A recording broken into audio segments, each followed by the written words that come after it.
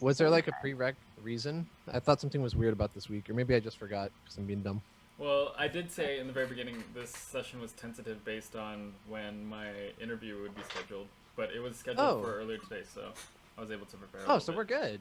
Yeah, should be good. And then okay, we're not gonna end too late to take account for those of us who have bedtimes. So my bedtime's at Lawrence, can you be a little less passive aggressive?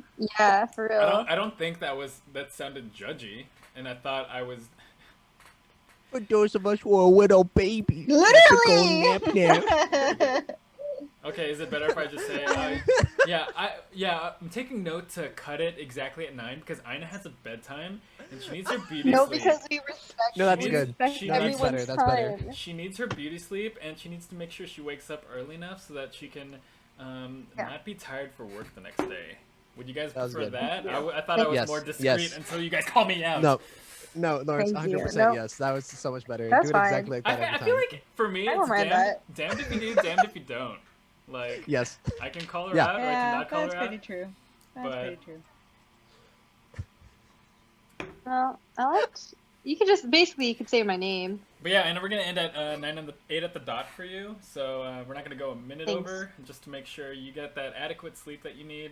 We understand you're a busy person. Oh my god! We could just end it at we can end at 8. We're still gonna end at 8. Like, sorry, or not actually 8, but like whatever time. What time is it now? 6. We can end at 9. Yeah, we could end at 9 probably. Maybe 5 or a little later, depending on where we are in the story. We'll just go for it. It's Ireena's show, dude. It's Ireena's show.'re just all in it, dude. Yeah. Wait. See, this is why we should. Let's get something straight. And then like. I'm kidding, okay, everyone? I'm kidding. For the record, I'm kidding. First of all, are you implying that Ireena's the main character? Because... Oh, because you're the main character? Yeah, the fuck? Oh, shit. I agree. Oh, shit. She's saying that to be nice, Carla. I prefer to be a supporting character and support you guys. Because that's what it means to be a side character. Lawrence, I need a chef's hat while I stir this pot. Okay. I'm having fun though. I'm having fun too. You know. Just start the fucking thing. And on that positive note, anyways, guys, how's it going? I'm fucking dead.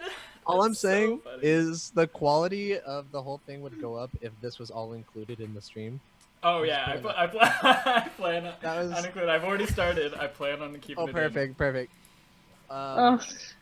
Also, I noticed I've been like wiping my nose kind of obsessively. So if you could like zoom in every time I do that, that'd be ideal for me. Andy, I'm gonna keep a counter on nose the bottom wipe right count? of your on the bottom left of your window, and it just increments every time you wipe your nose. Oh, that's good. And then we'll leave it up to the viewers to understand what it means. What the counter is? Yeah. There'll be a different counter for each of our ticks. Yeah. Not that they're listening to us explain it ahead of time. It'll be good. That's true. I'll just mute this part. Just like censoring it all out. We were talking about something grotesque. Promise, guys. No, it's just spoilers for the campaign. We want them to have the best experience possible. Yeah. You guys have your scripts, right? You guys know exactly what you're gonna say. Oh yeah, always.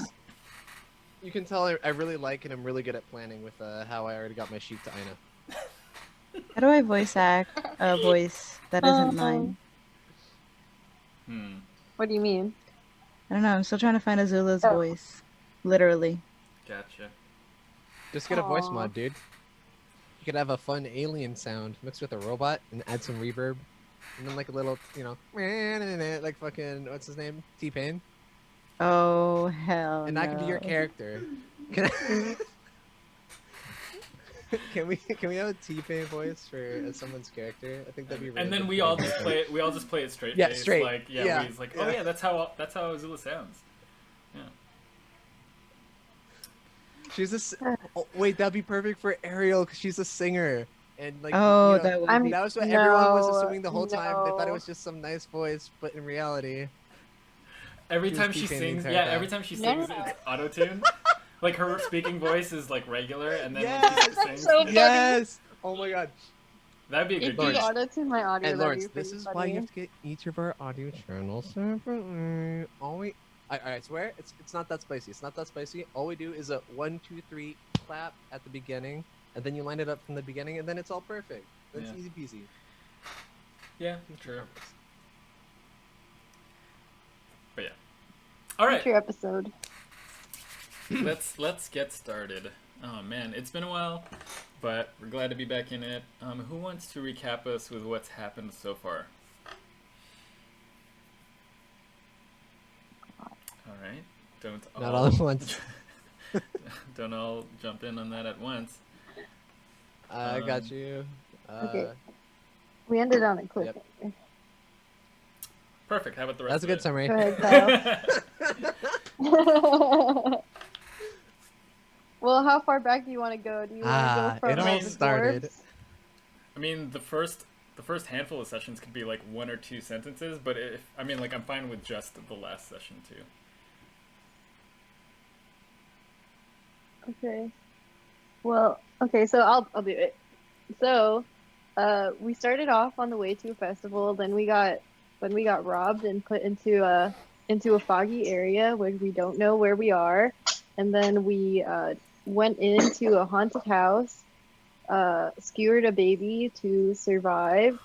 Very overgeneralizing here. It was a haunted house. We got a windmill. We're in Lord von Strauss's territory. He's a vampire.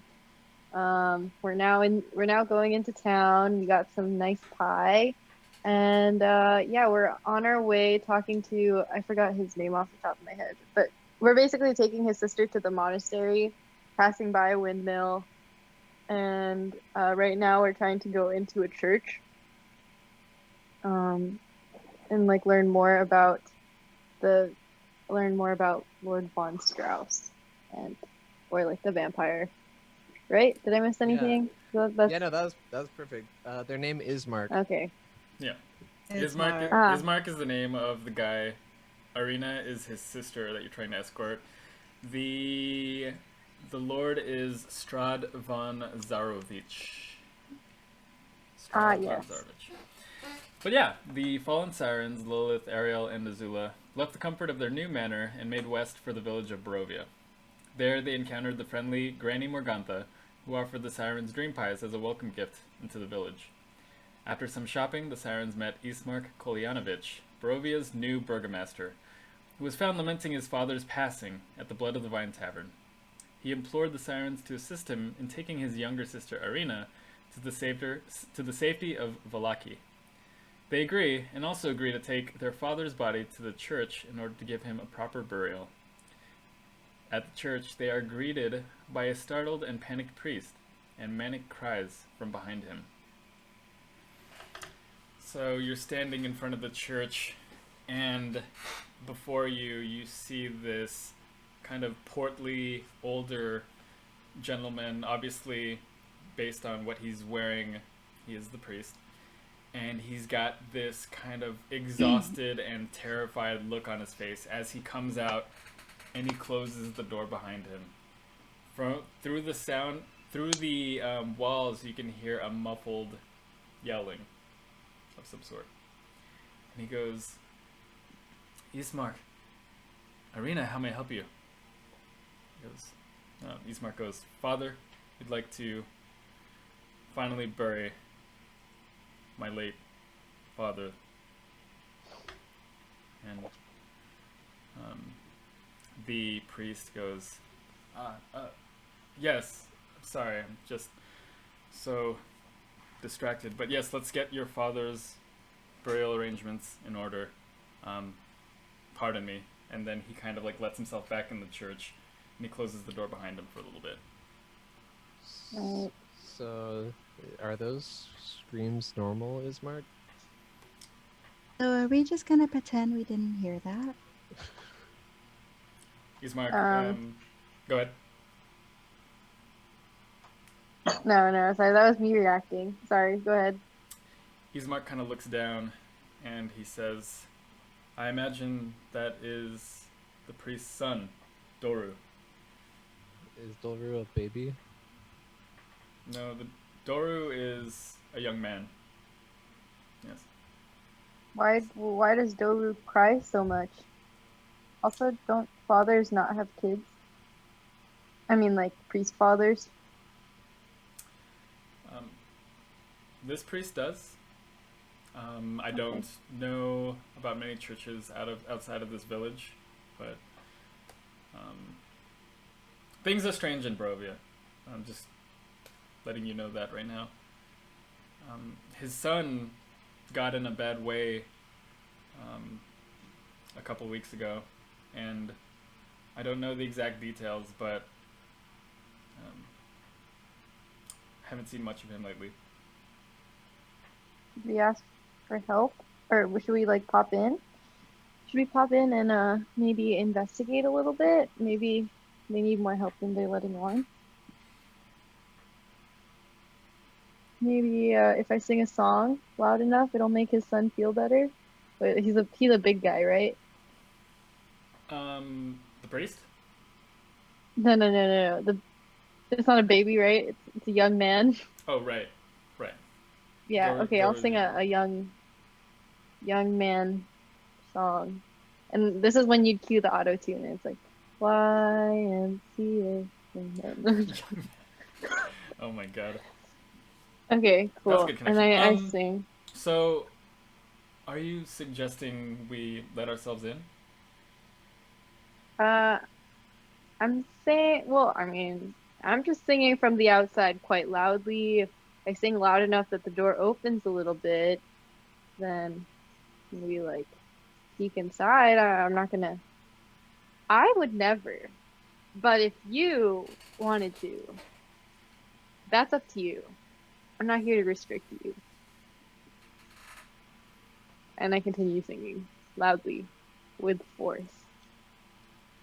What are you trying to accomplish with your singing? Push the door slightly ajar. Maybe. Okay, roll performance.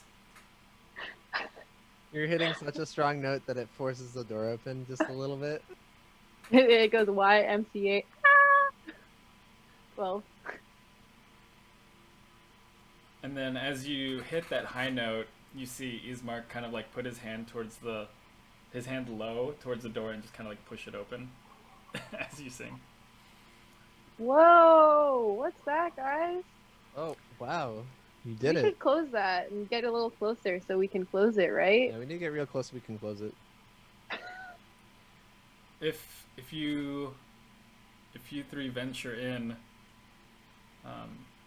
one of us has to watch my father's body, and I'll stay out here. Ireena, you can follow them in.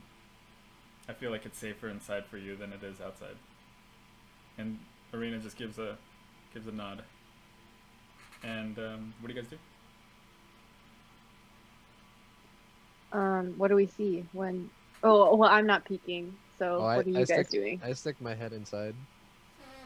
So inside you see a chapel in shambles, with overturned and broken pews littering the dusty floor. Dozens of candles mounted in candlesticks and candelabras light every dusty corner in a fervent attempt to rid the chapel of shadows. At the far end of the church sits a cloth-scarred altar, where you see the priest kind of shuffling about, the top of which, just gathering things, preparing things for the upcoming funeral. Next to the priest hangs a long, thick rope that stretches up into the bell tower. And as you peek inside, the cries are incessant, just like, "Father! Father, I'm hungry! Please feed me, Father!" And I say, hey, Father? And then, what do you say? He's kind of like rifling through the things, and he hears you, and he turns around, and he goes, "What? What is it?"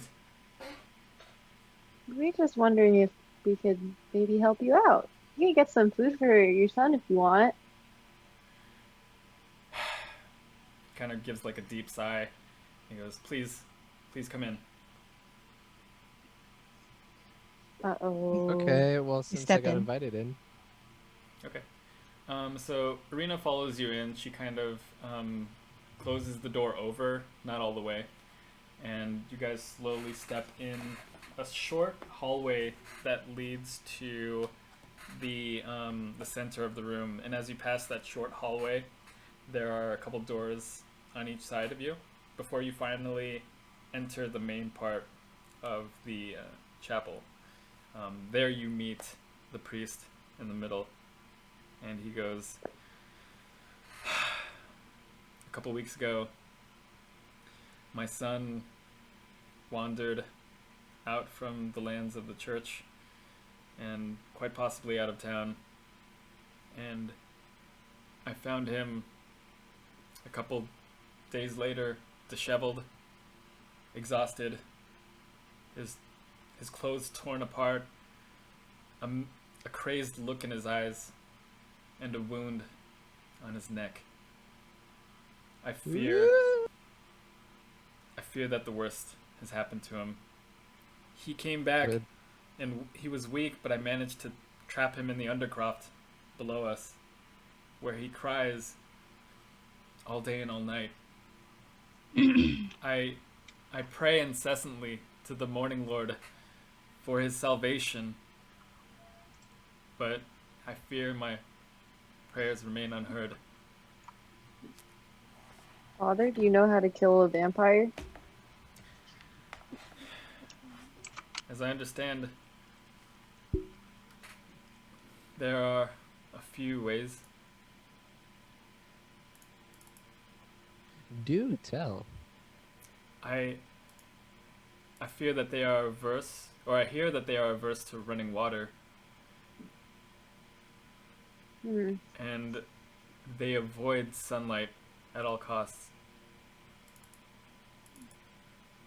Do you know for sure that your son is a vampire? Or maybe he's just really hungry. Has he said anything? He has a crazed look in his eyes, and I offer, the first couple days I've offered him a plate of food, but they remain untouched. Yet, he's still alive. He still manages.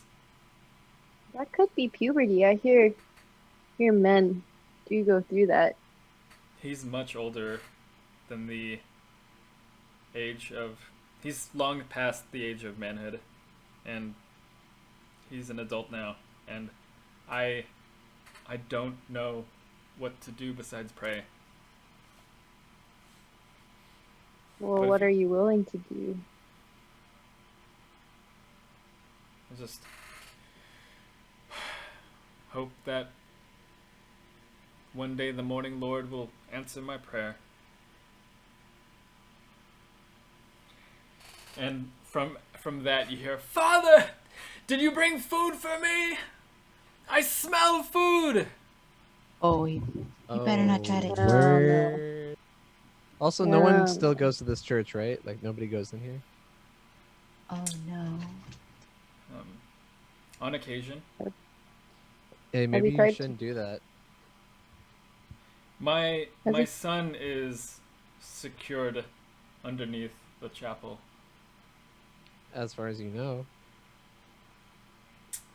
There's only one way in and out of the Undercroft, and it is locked from this side. Has he tried to hurt you before? I don't think so. I haven't really given him the chance, and the few times I do see him, he seems weak.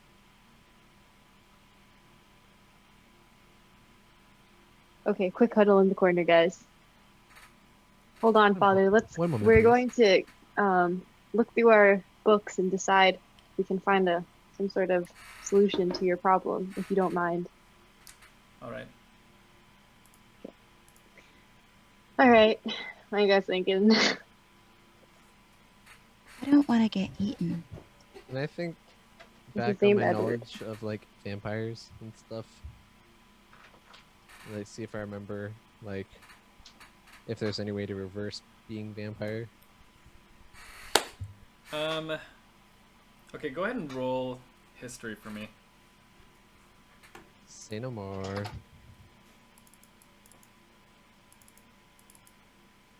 Okay, that's a 10.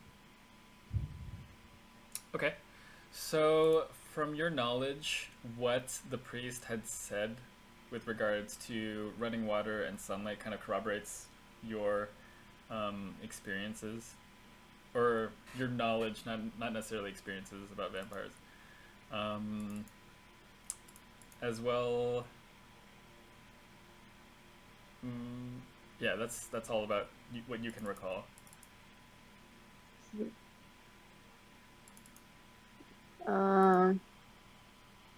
Has anyone tried cure wounds on a vampire?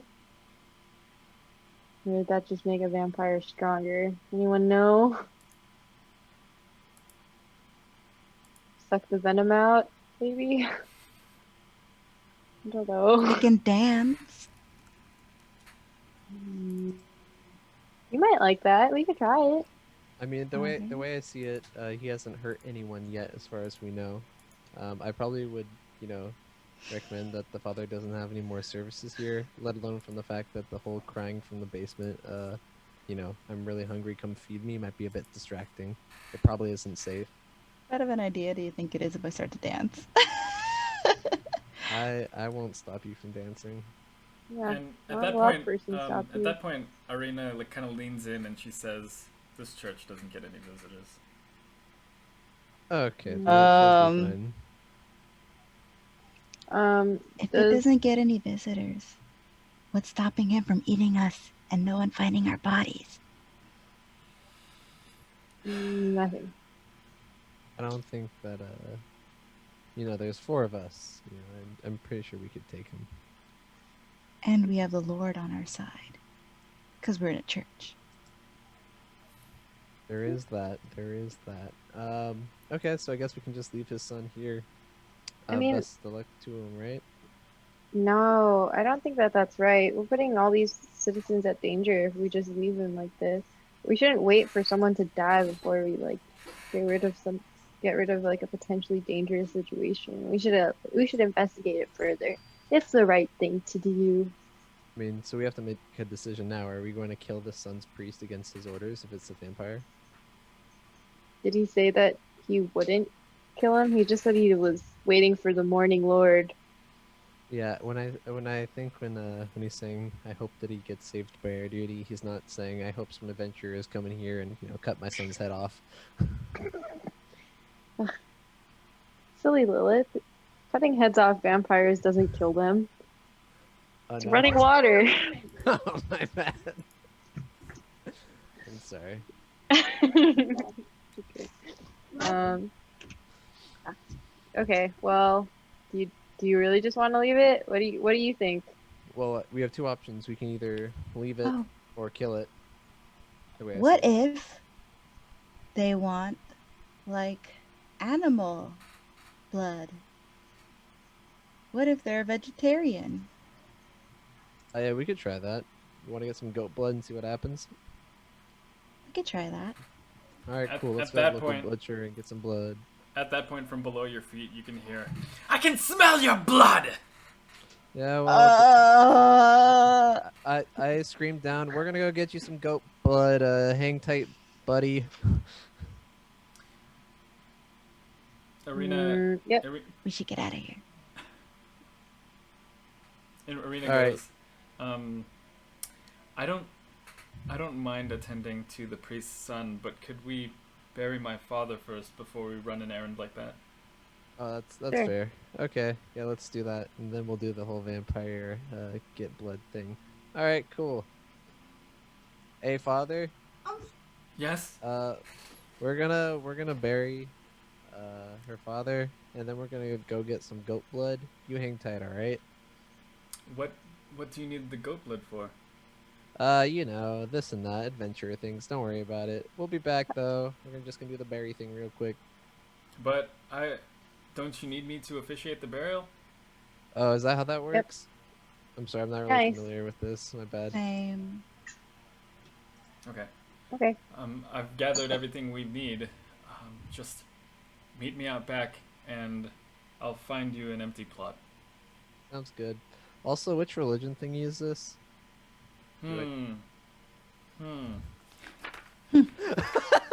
Sorry.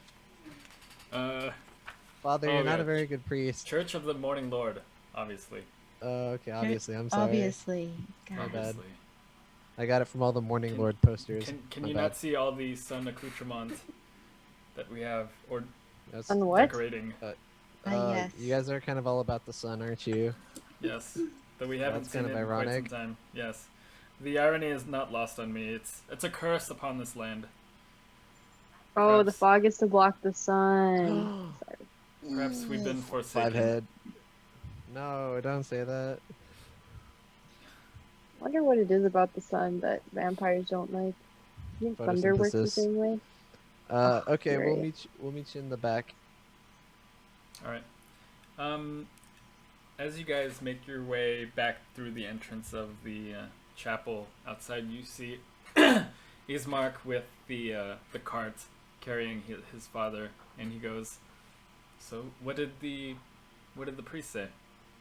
So I kind of whisper to Ismark, "Yeah, his son's definitely a vampire. We're gonna come back with some goat's blood and see if that can sort of save him for a while we figure things out." Do you think meddling with his son would be a good idea? I mean, we have two options. We can do nothing, let his son starve from no blood and die, or we can kill his son, or we can get him some goat blood and buy him some time. What if his son gets out and kills the villagers? Well, he won't, because we'll kill him. I don't know. What are you thinking, Ismark?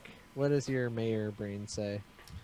It sounds dangerous. How secure did Father Donovich's son seem? He said he locked the door. So not very. And you don't think that enough? Probably not. Very hungry vampire. Well, I guess hungry vampire is a weak vampire, but a vampire nonetheless. There's no cure, right, for being a vampire, so we're just torturing him at this point, in my opinion. Don't worry, Ismark. This is a after your dad's buried type of problem, you know? I think that there is safety in numbers, and we're more numerous than we have been in quite some time. So if you think it wise that we attend to Father Donovich's son, then I will follow your judgment. Alright, cool. Yeah, we'll do that after the whole bury your dad thing. Okay. Did the father agree to the funeral? Yeah, we're gonna meet him out back, so let me help you with this cart. Okay. And so you guys kind of like wheel the cart around to the back. The cemetery itself is kind of more or less fenced in. And you see like a small gate with an opening kind of like leading you in, possibly one of a couple entrances in and out of the cemetery plot itself. The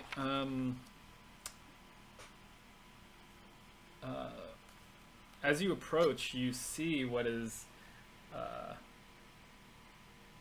let's see.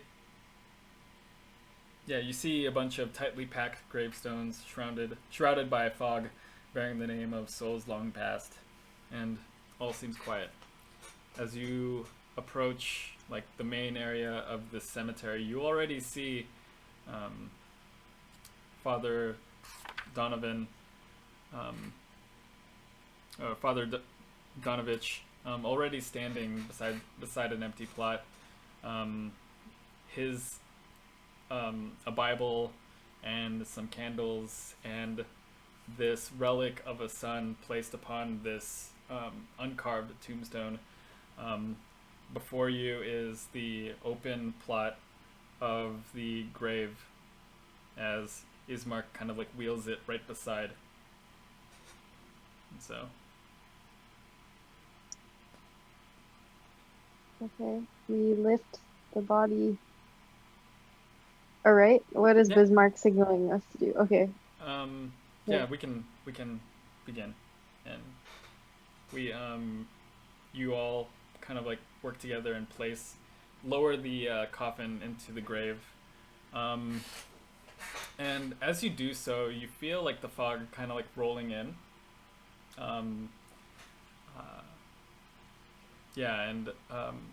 Shortly enough, it's just you can only see those of you that surround the grave as you begin lowering in this coffin.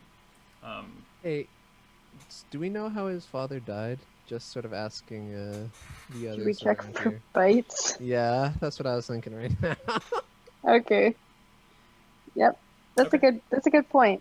Let's do that. So we do an open coffin so you can say goodbye to your father, Ismark? That would be wise. Okay, let's do one last goodbye. Alright, let's pop this bad boy open. He kind of lifts it up, and there you see the body of Kolyan Indirovich. Ireena kind of like, at the sight, kind of like puts her head onto Ismark's shoulder and starts to cry at the sight of her father laying there. What do you guys do? I put my hand respectfully on the coffin as to say, "Ah, no," but then also sort of look around its neck as non-discreetly as possible. Okay, go ahead and roll investigation. Hell yeah, 5.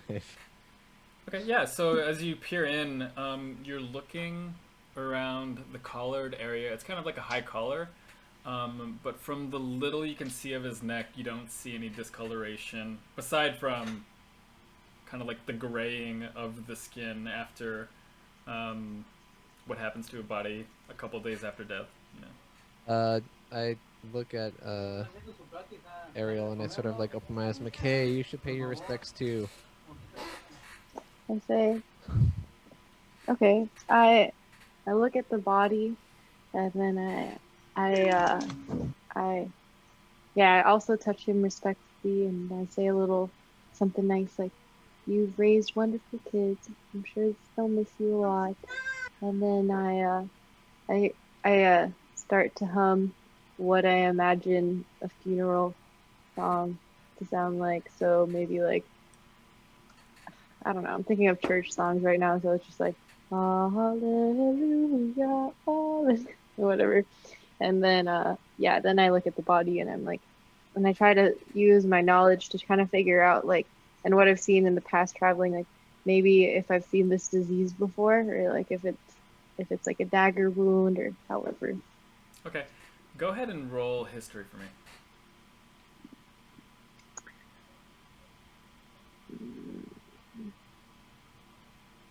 Oh, big money, 21. Okay, so as you're peering into the cold, lifeless body of Kolyan, the former Burgomaster, you suddenly recall in your mind that Ismark in the tavern yesterday said that his father died of stress, and it eventually was too much for his heart to bear after night of attack by the devil Strahd, according to Ismark's words. And that's really what the cause of death looks like. No marks, no anything, just an old man.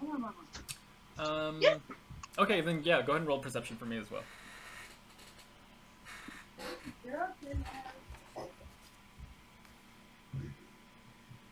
23. Whoa! I know it's a good rolls today. Yeah.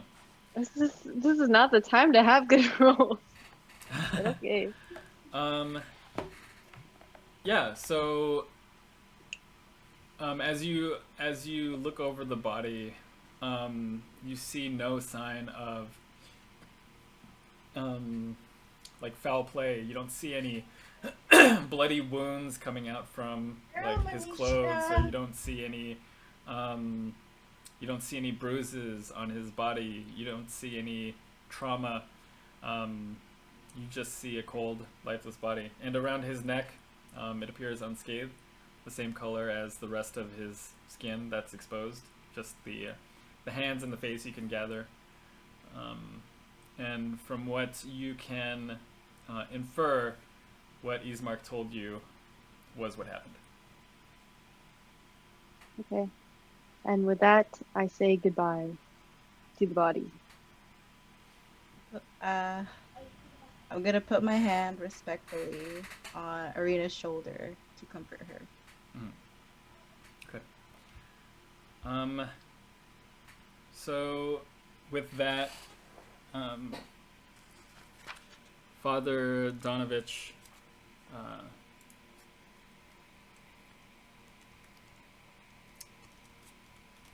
starts to say a couple words. He presents a eulogy about mentioning profusely the Morning Lord and praying, and he prays that the Morning Lord and Mother Night deliver the body of poor Kolyan safely into the afterlife. He begins to recount some of the accomplishments that Kolyan had done during his tenure as Burgomaster. And with that, he concludes, and now we'll allow the family to speak for the dead. And so, Ismark kind of like stands straight up, and he says, "My father did the best that he could for the village of Barovia. These times were difficult, and ever since I was a child, things have not been easy. But that said, my father was a model for how I should lead as new Burgomaster." And with those words, he kind of like starts to tear up. We can do it. "Father, I will not forget you, and I hope that I can make you proud." And then he kind of like steps back. Ireena kind of like wipes the corners of her eyes, and she goes, "Father, you taught me what it means to be a warrior. It's not live in fear, and to fight. And I vow to seek vengeance on that damned devil Strahd. And as I thrust my sword into his cold heart, I will speak your name." Ooh. And she kind of like puts her head down. "I love you, Father." She steps back.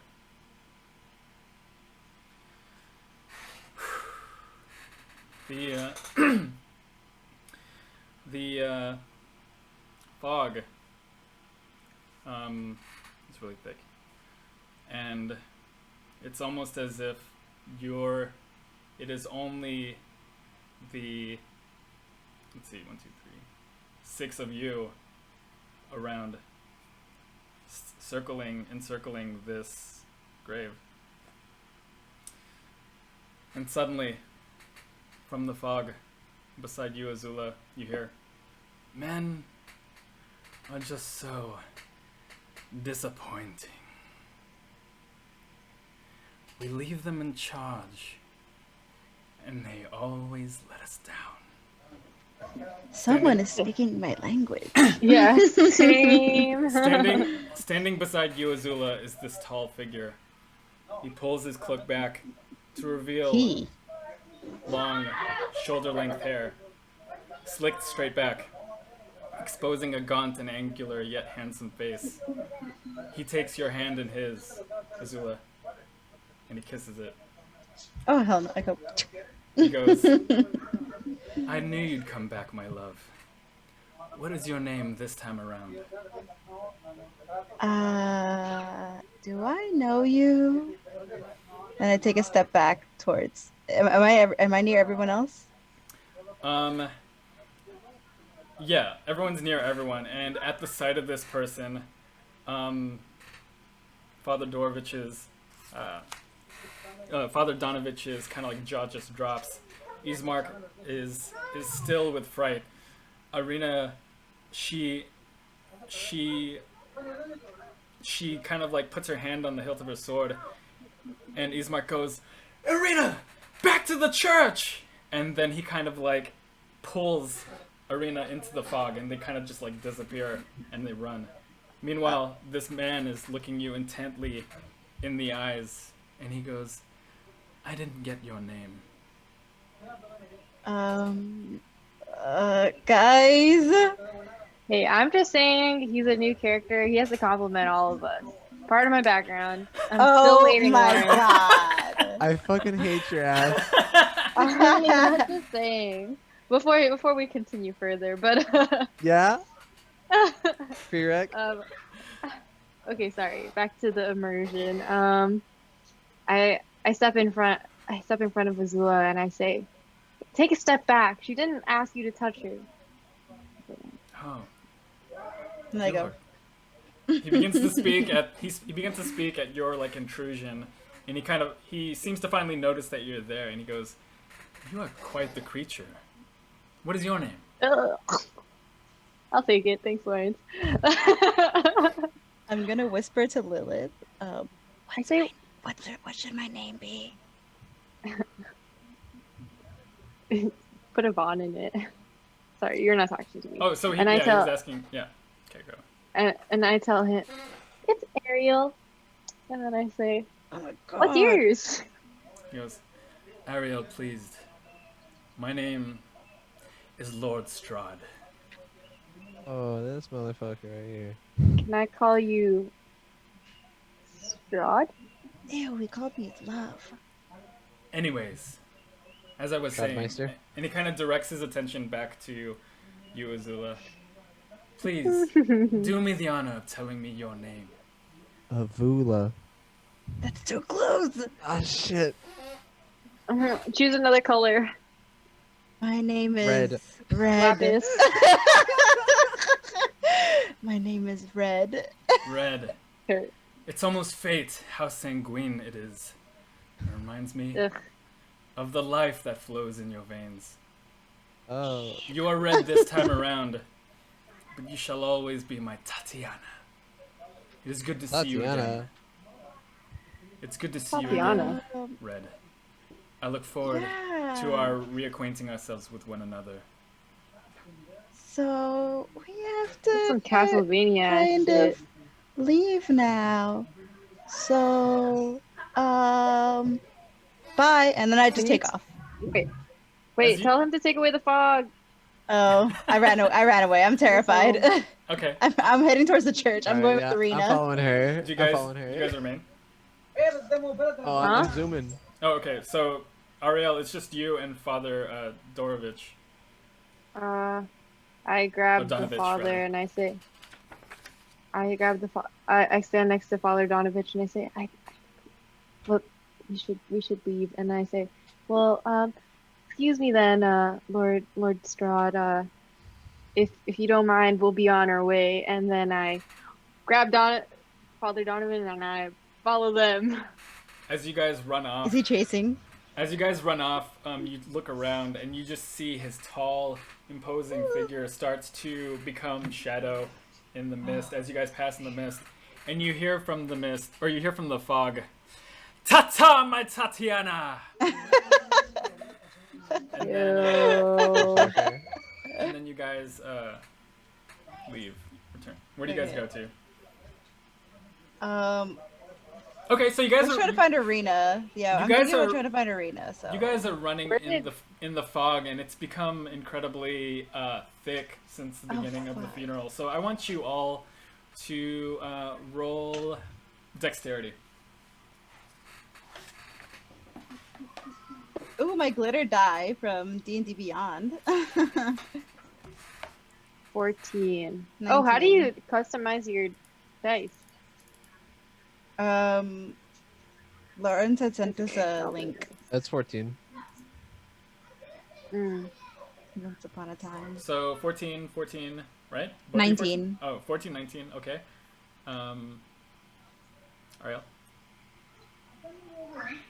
I said 14. Okay, 14, 14, 19. So Azula, Lilith, Arielle, and by proxy Father Dorovich, you two, running in the fog, kind of trip over headstones in your frantic escape, and you guys take you each take 3 bludgeoning damage. As you guys fall over. What? As you guys fall over, you Arielle, you bring Father Dorovich down with you. I should laugh, I'm sorry. Father Donovich down with you, and you guys both like trip onto the floor, laying down under like that blanket of fog. And yeah, Azula, you manage to avoid the obstacles. You find the iron fence that kind of like enclosed the cemetery, and you follow the wall of the church back to the front door, where you see Ismark and Ireena kind of like yelling at like just yelling, and Ismark trying to placate her, and she's just yelling obscenities. She goes, "How dare that devil show his face at my father's funeral! I vow in my life, sister. I vow in my life that I will end his." And they see you kind of like walk in, and they go, "Where are the others?" They're coming. I think maybe I should go get them. Actually, can you guys hold the end of this rope? And then I give him my rope. Okay. To hold so that I don't get lost. Okay. And then I run back in to try to go get them. Sure. How long is that rope, would you say? Let me double check. Hold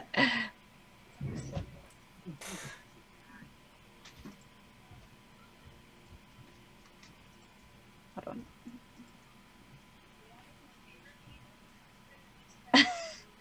It doesn't exist. I thought my backpack had a rope.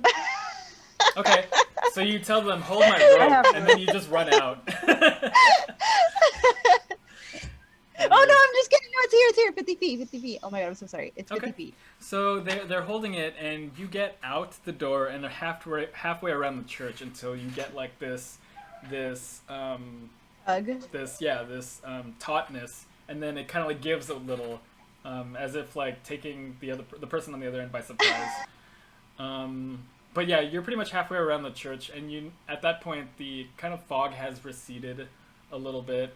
And you can see out towards the cemetery, both Arielle, Lilith, and Father Donovich kind of like gathering themselves, picking themselves back up.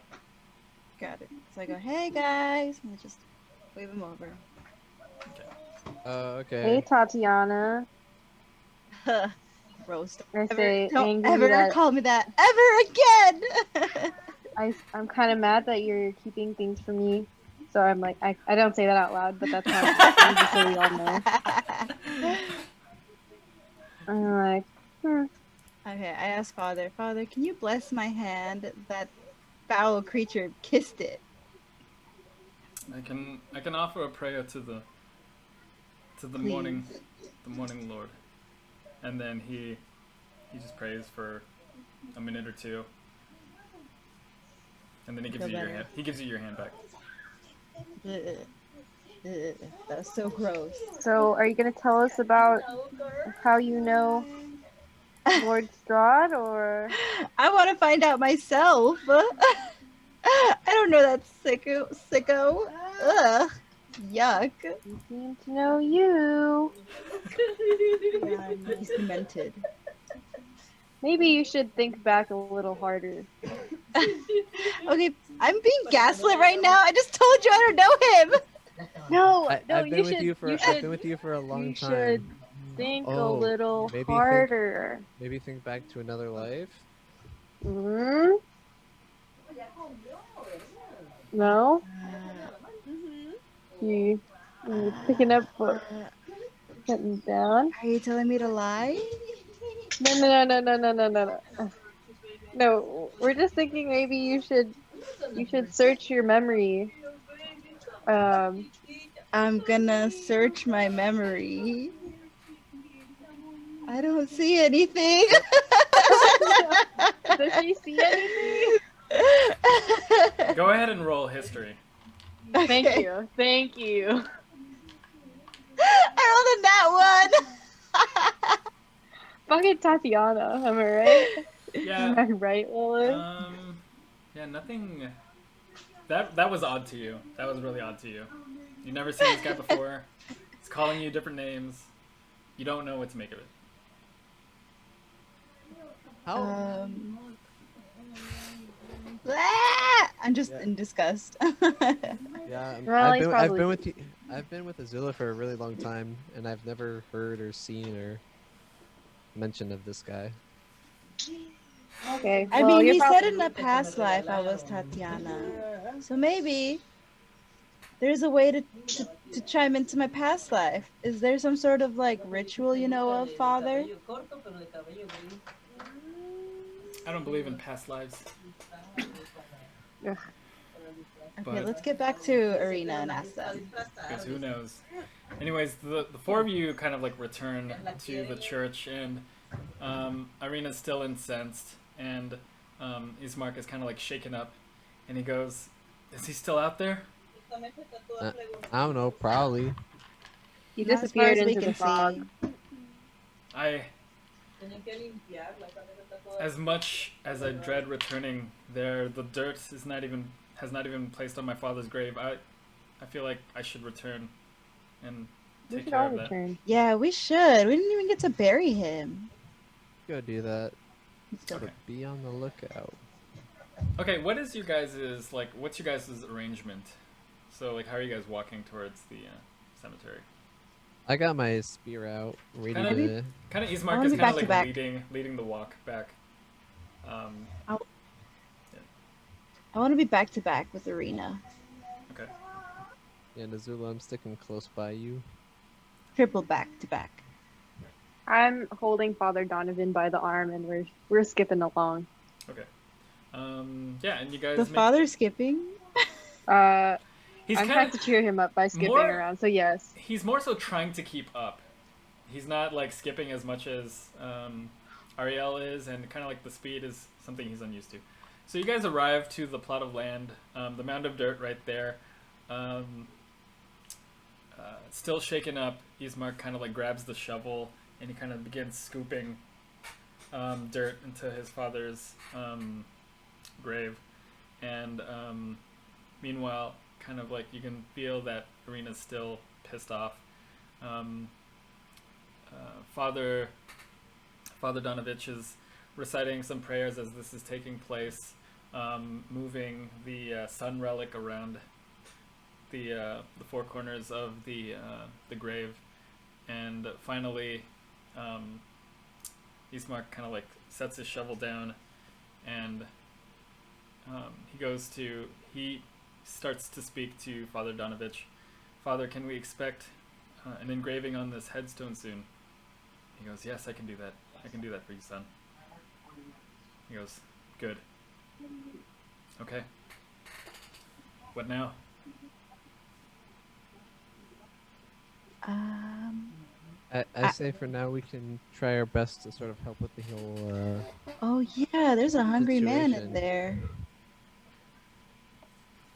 Do you think Strahd maybe came because of that hungry man?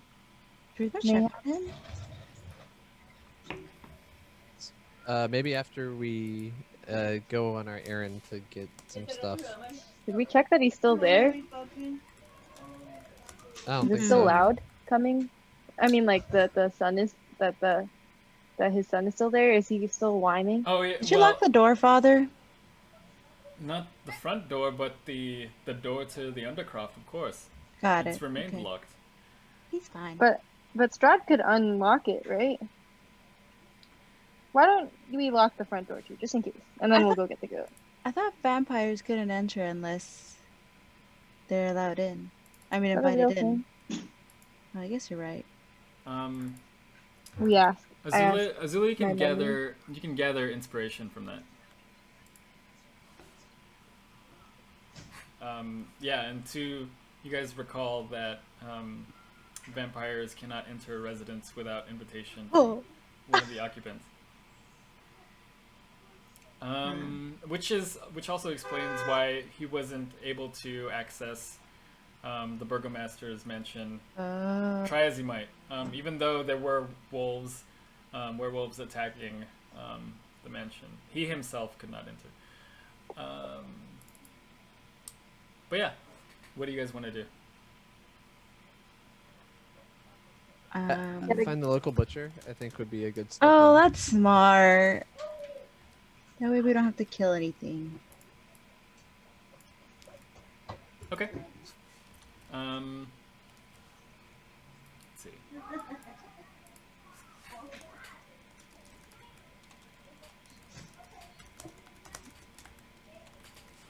Okay, so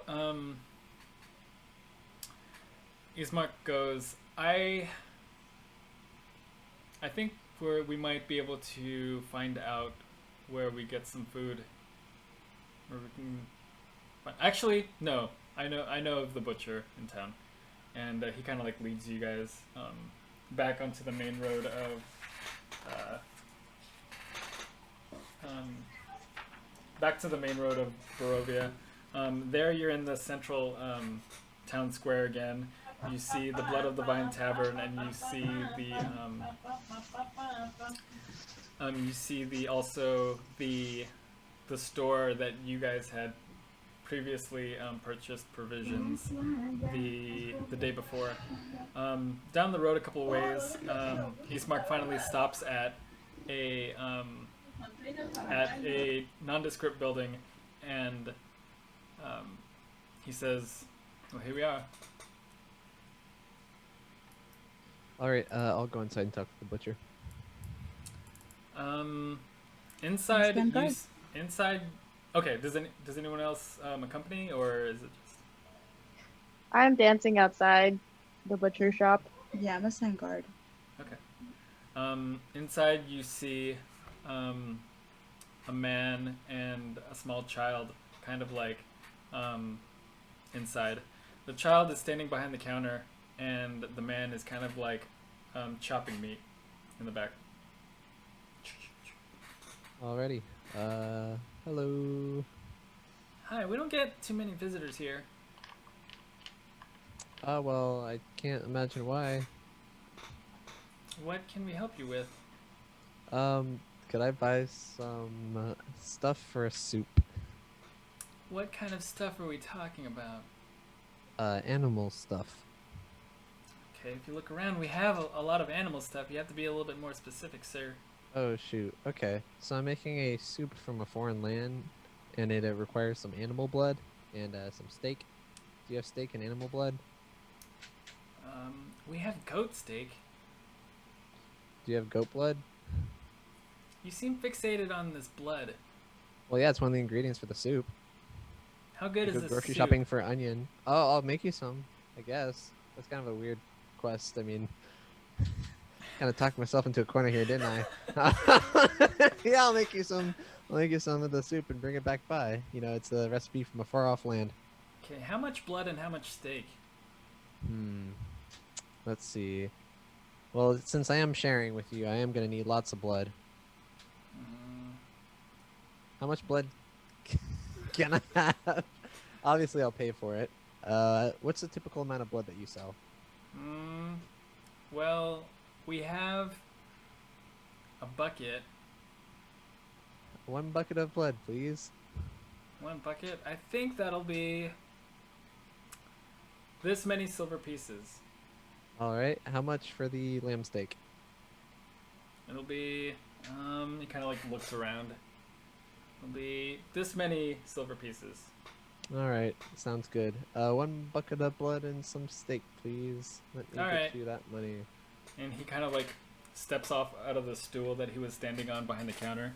He kind of like walks around.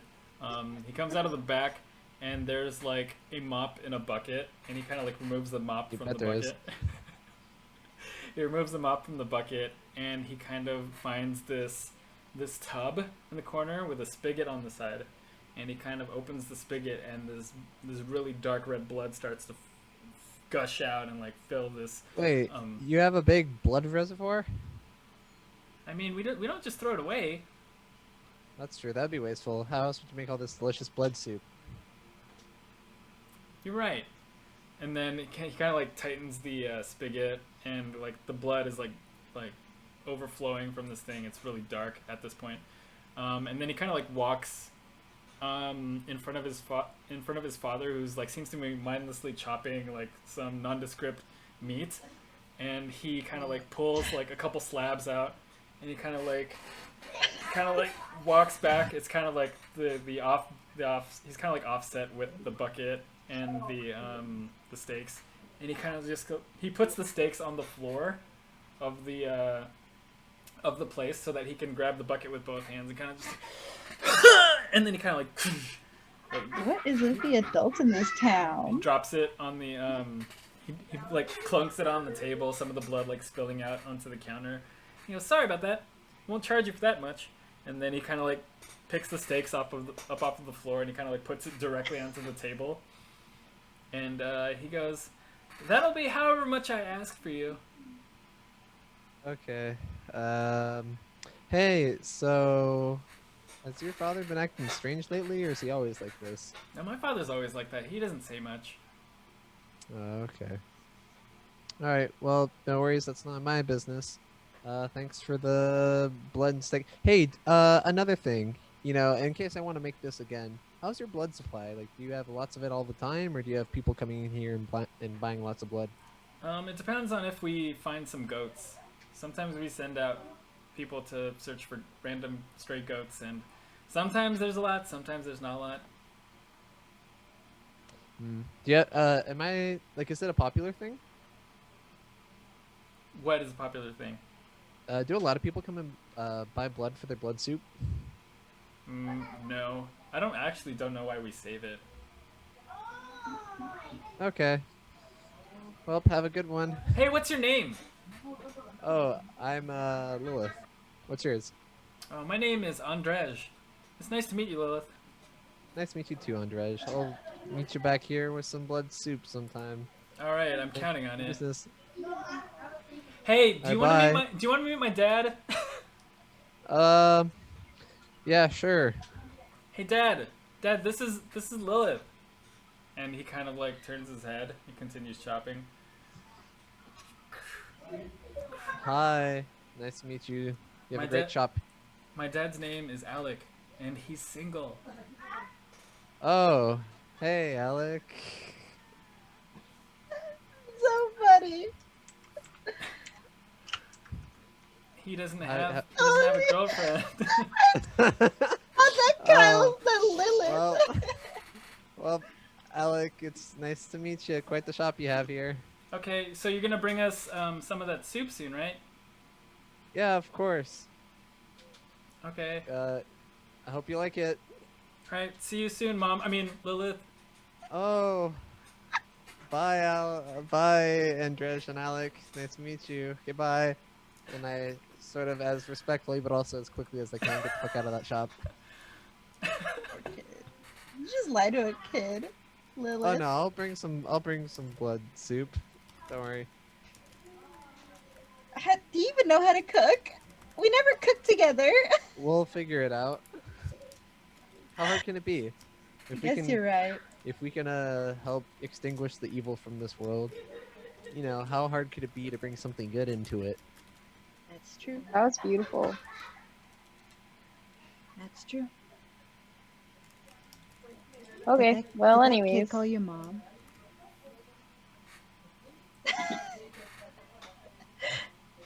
Oh, Kyle, you're muted. Oh, you know what, Azula, you do you. A little odd, but I care about you deeply, so I guess I won't stop you, but it's kind of strange. Alright, back to the... Wait, what? I said, did that kid call you mom? Oh. Yes. And his dad, Alek, is single and ready to mingle. Got it. Alright, let's go get this owner. goat blood. Yep, no, let's leave. Okay. Poor kid. back to the mansion with us. Oh, wait, just kidding. The house. This church. The church. The house of God. The house of God. Nice save. So yeah, you guys return to the church, and you see Father. I've said it wrong in the very beginning, and I kept fucking up because I kept going back and forth. His name is Father Dominic? Donovich. Oh. Donovich. He's one of the Vitches. Donovich. Oh, he's a bitch. I'm no longer a bitch. I don't want to get caught as a poser. So you guys return to the church, and there you see Father Donovich in prayer, seemingly ever since you guys left. Father. Hey, Father. I brought some food, and I am carrying the bucket, but I show the stakes. Okay. How do you aim to accomplish this? I fear that opening the undercroft would set him loose. You're right. Is there like a little slidey part? Oh, unseen servant. How did you bring him food? Well, I just opened the door really quick and hoped that he wasn't anywhere near, and I kind of just shoved it at the top of the stairs. Wow, that's a really shitty plan, Father. Does anyone have a binding spell? I can just do it with my unseen servant. And have my unseen servant drop it in because they don't have blood. Oh, that sounds good. Okay, yeah, well, I guess it's very specific tasks, so if he runs out, your hand's just gonna drop off the blood and like nothing happened, and then come back. You know. Wait, is he chained to a wall, or is he just like in a? He's just walking around. Oh well, shit. So he still has to open the door. I'm asking Father. Father, is he chained or is he just walking around? He's loose down there. Wow, that's not very safe, Father. It was hard enough for me to get him down there. How did you get him down there? I have a blood curse of binding. He was tired. Do you need blood for your blood curse? Because I cut my own blood out of myself, so. Oh, that sounds like a really bad idea. Well, I'm a blood hunter, so. Oh wow, that's really inconvenient for this. If you've ever played Wow. Shit, you're right. I hope that doesn't come to bite us in the ass. I can't see how it would though. I actually don't think I cut myself though. I'm just thinking about that one Mortal Kombat character who. No, it's okay. It's okay. You do what you gotta do for your stuff, man. I'm just saying. But yeah, I have blood curse of binding. I can bind a creature I see within 30 feet that is no more than one size larger.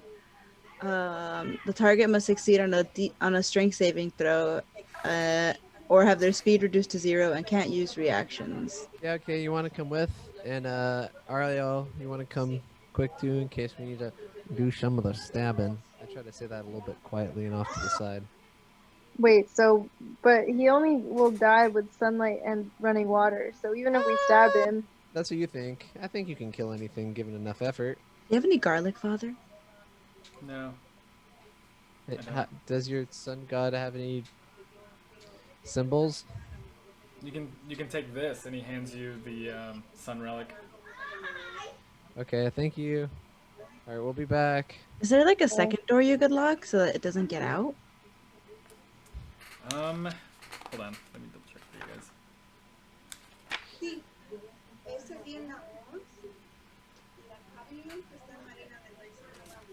Hey, was it sunny outside? How did Strahd get out? Is that why there was fog? The fog showed up because he showed up, and then he came out. Oh, got it. So then, the fog is so that Strahd doesn't die from the sun. Mhm. I think so. I don't know. Yeah. Sounds like something Tatiyana would know. I'm just kidding. He goes, there is a secondary door that I can close, but there is no lock to it. Well, Father, have you heard of vampires? Unfortunately, yes. Yeah, so What are you planning on doing if your son's a vampire? Pray the vampire away. Have you tried that already? Would you get mad if he died? I've been doing that. Please don't hurt my son. We won't hurt him. Arielle. What if he hurts you? I'm just saying, like, would you be sad? It's a risk I'm willing to take if he hurts me. I feel like there's got to be a cure for this. I won't let the city... What if he hurts other people? I won't let the city come at risk. That's why I've kept him down here. He's secure. He won't be going out. He's behind one locked door, right? Isn't this torture? Did we even try to feed him at this point then, if it's worth the risk of trying to, like, accidentally having to kill him? I'm okay. I mean, he's gonna die. Alright, Father. Here's a bucket of blood. I'm gonna be frank. This is for your son. Son's probably a vampire. I think this will sate him for a little bit, but if you'd rather give it to him and take the risk, then by all means do it. But if I go down there and give it to him, if he attacks us, we're gonna have to kill him. So that's up to you. I am but one man, and I wouldn't be able to feed him on my own. But please, if you go down there, please do anything you can not to hurt my son. I mean, I'll do my best. He's a victim. Can we just, like, spill it under? I don't make promises that I can't keep. And if he comes for us and endangers the rest of my friends here, there's no choice. So I appreciate your honesty. Let him starve or we'll do our best. What if we just... I mean, it's liquid. We could just try to spill it under. If he's that hungry, he could lick it off the floor. See, this is for sure torture. Like, this is worse than living.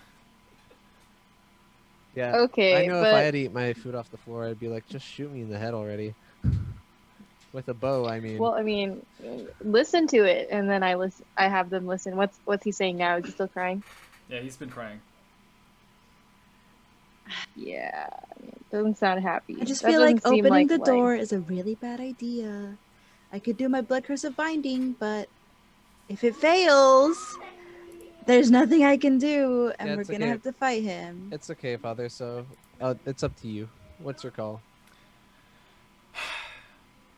Anything to help my son. So I will trust your judgment and allow you to attempt to feed him. Alright. No promises. So he kind of like leads you all to this room towards the front entrance, where you guys passed that hallway of pairs of doors on either side.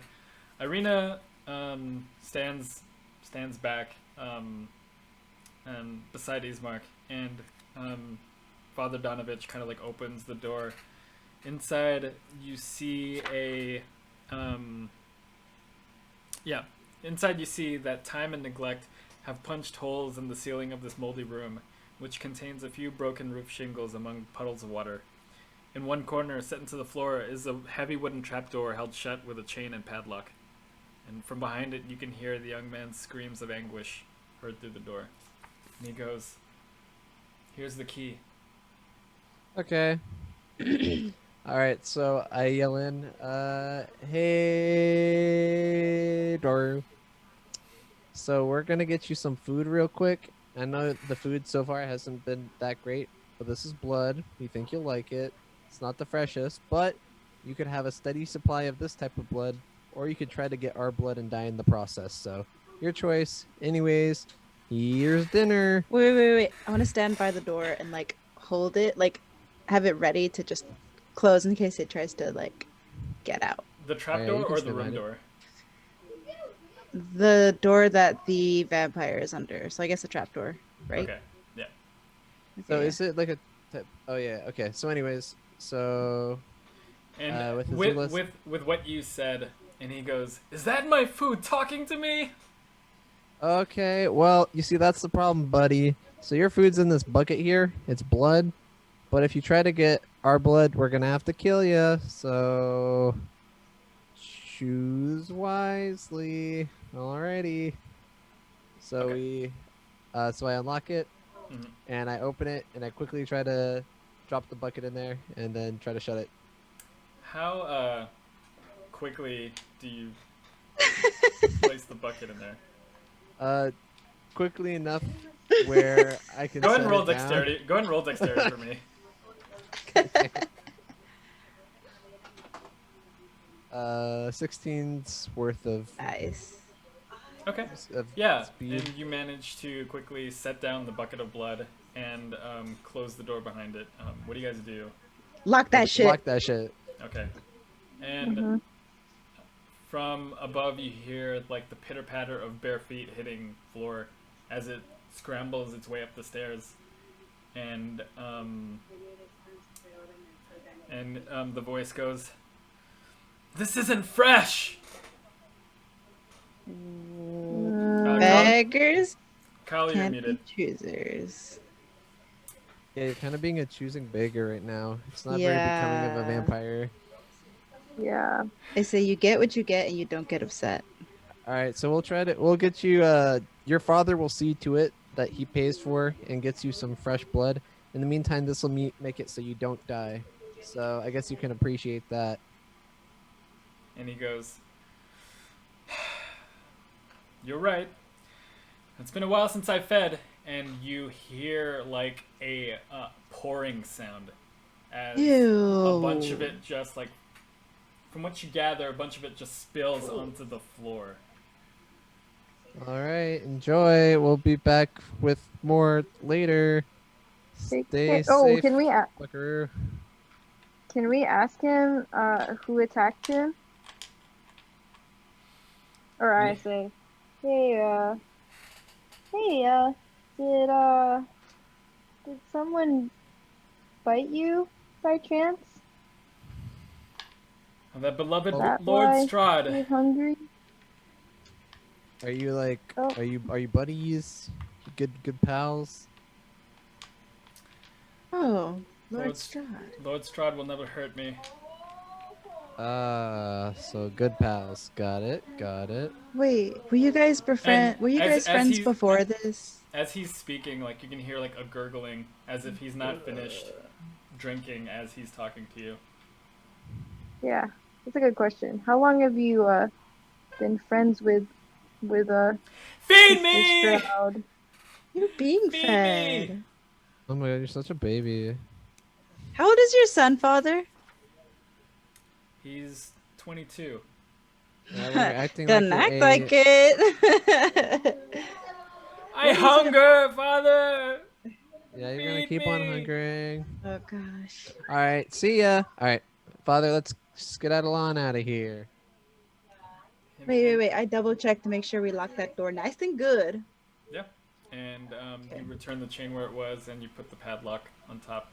Do you guys give the key back, or are you keeping it? Yeah, let's give get it back. the key back. Yeah, we'll give it to him. If he breaks out, that'd be really crappy for the entire village. So please don't do that, because we will have to kill him. But yeah, here's the key. As you return the key to Father Donovich, he kind of like takes your hand in both of his. He kind of like shakes it. He looks you sincerely in the eyes and he goes, "Thank you for your help." Yeah, of course. Hopefully we can find a long-term solution for this. But in the meantime, best of luck to you. That should hold him over for a while. Feed me, father! Anyways, good luck with that. See ya. Yeah. Okay. All right. Off to the monastery. You guys step outside of the chapel. What do you guys want to do? At this point, it's still early morning. You guys had woken up right at dawn to move their father to the church, and only an hour or two had passed since everything had transpired. Like 2 hours had transpired. So it's still early morning at this point. Could we take 5 real quick? Yeah, let's take a break. Okay. Cool. Good. Okay. Kyle, you good? Oh yeah, I was born good. Sweet. Okay. So you guys are back. We return right outside the church. The three of you with Ireena and Ismark. What do you guys want to do now? Wasn't there a fortune teller that we wanted to see? Oh yeah, trying to see my past life. Yeah. I asked Ireena, is there a fortune, a psychic in town we could visit? The only one that I've heard of is Madame Eva, but she consorts with the Vistani in the Serpool encampment. Oh, the Vistani served the devil Strahd. Yeah. Which is fine. I think that would give us some insight onto who Tatiyana is. You want to go? I don't know. If they serve Strahd, that's like... You don't know any, like, a friend of a friend who's, like, a baby witch or something? No, I do not. You can There's tell only one way to learn you can more. tell, like, after that event, she's still seething from what took place not an hour before. What do you guys suggest? I still want to see Madame Eva. Would you think it's a bad idea to go see Madame Eva, Ireena? I think there's strength in our numbers. So, if okay, she old? She an old lady? I can only imagine. Yes. We could take on an old lady. Good. All right, I will follow you. Ismark says, so you're leaving town. You're not coming with us? I need to stay to be Burgomaster. Oh, of yeah. This village. These people need me. But please promise me. And he kind of like puts his hand around one of your shoulders, Lilith. And he goes, please watch over my sister. She is the only family I have left. We will. Thank you. Yes. Thank you. And he kind of like, with that, he looks at his sister one more time and gives her like a big hug, and they embrace for a couple seconds, and like he puts his hand on her face and he goes, please take care, okay? Be safe. And then she responds, I will. Like with this determined look on her face. And he kind of like returns to the cart, kind of like picks it up in both hands and kind of heads back the direction of their home. And you see him eventually disappear into the fog. Okay. So towards Vistani we go.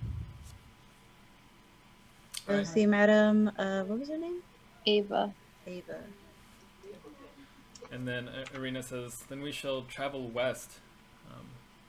And we shall get there several hours travel, I believe. Oh, man. All right. Keep your... Is that on horse or on foot? On foot. No horses in this town? All right, Fortunately let's not. go. But when we go out into that fog, keep your wits about you. We also...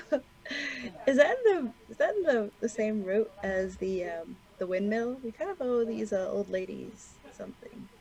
Oh, true. What happened? Is that the same way as the windmill? Yeah, as you recall that just past the camp where the Vistani hang out, you follow the road around, and then you'll eventually hit the windmill before you hit the town of Village. And Village is where Madame Eva is? No, the Village is where you were asked to bring Ireena. The windmill is right before that. Got it. Okay. Much before that, you will run into the Vistani camp where Madame Eva is. Okay, cool. Great, perfect. Onward! Okay, so you guys take the road west out of the village of Barovia. Give me your marching order, and from now on, I'm not gonna ask. I'm just gonna assume that this is the general marching order, unless you guys say otherwise. So I'm gonna go second. Who's beefier? I'm gonna go second. I don't mind standing in the front. Okay, so it's going to be Lilith. Lilith in the front line. I'm gonna go right behind. Okay, so Lilith. How about you, Arielle? Yeah. I'll hold the back so that Ireena's like in the middle too. Okay, so you guys are just gonna walk single file? Oh, we can walk not single file? Yeah, right. you have a lot of freedom with regards to your formation. Yeah. So long we're as just on like foot, the right? space allows it. But the roads you've traveled so far have been pretty wide. Yeah. Okay, maybe like a 2x2 then. What do you guys think? 2x2 sounds good. Okay. So Lilith in front, and then who else is in front then? Ireena? Ireena. Okay, so Azula and Arielle in the back. I have my wits up. Pretty much a 2x2. Okay. So you guys begin making your way southwest out of the village of Barovia.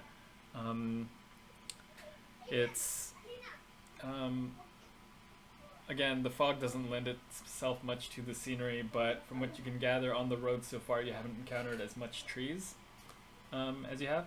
So pretty much a straight road, and on either side, above you, before you, and behind you, fog. You guys travel for 30 minutes before you start to smell something. What does it smell like? What does it smell like? Yeah. Oh, okay, then Zula, go ahead and roll perception. Hope I don't pass out from this smell. It's 4. Okay, well, so the smell is something you had smelled earlier in the day when you were burying. Oh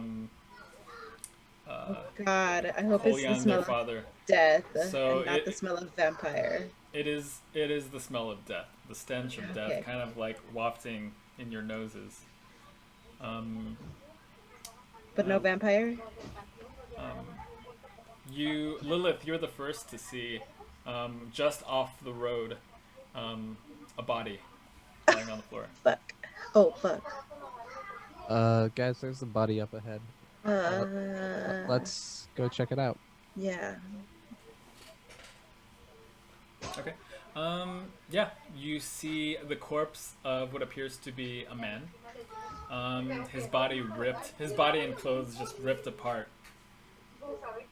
Like giant gashes lining his arms, across his chest, bite marks throughout his body.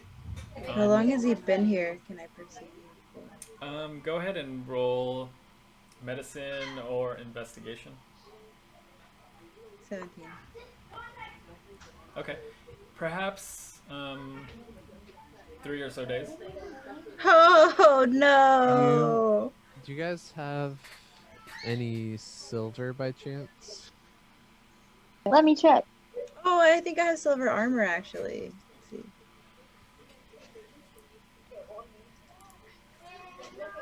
No, studded leather. I'm a little. I don't know what I was thinking. I saw S. I don't have any silver. Oh, I have like silver pieces. You know what I'm gonna do? As we walk, I'm gonna try to sharpen a silver piece. Okay. I asked Arima if she brought any silver weapons. She just has. She has a sword. Yes. A silver sword? Yes. Oh. Do we see bite marks on the body? Yeah. Bite marks on this body. But like the vampire bite marks, or like eating bite marks. There are a lot more like teeth on these bite marks. They seem to go around in like a U shape. Puncture holes are bigger on the corners of the U. I think this was the werewolves. I think so too. Oh, silver kills werewolves. This thing might come to life. Sorry, sir. Might come to life. Wait, werewolves don't come back to life. It's just vampires, right? And then werewolves are just... I think if you just get like scratched or bit. Oh. But if you're dead like this, you seem pretty dead. Should we still stab it? Is that disrespectful? I think we're good. I think we could just leave it. Maybe we'll put him on the side of the road. I think we should bury him really quick. Yeah, I think that's good karma. Okay. Yeah, what do you guys do? Wait, does he have anything in his pockets? Do we have some silver? Yeah, as you search through, you find 4 copper pieces. I'll let him keep them. That's kind of fucked up. I was just hoping there was some type of clue or something as to who did this. Let's bury him. Is there fur? Is there fur around him? Okay, go ahead and roll investigation. Big money, big money, big money. Ooh, 17! You don't see fur, but you see that the scratch marks appear to have been done by sets of claws. Okay. It's definitely werewolves, guys. Let's get to burying. Yeah. Okay. So you guys find a spot on the side of the road, and dig a makeshift grave. Do you guys have any like digging tools or anything like that? Nope. I'm digging with my hands. Nope.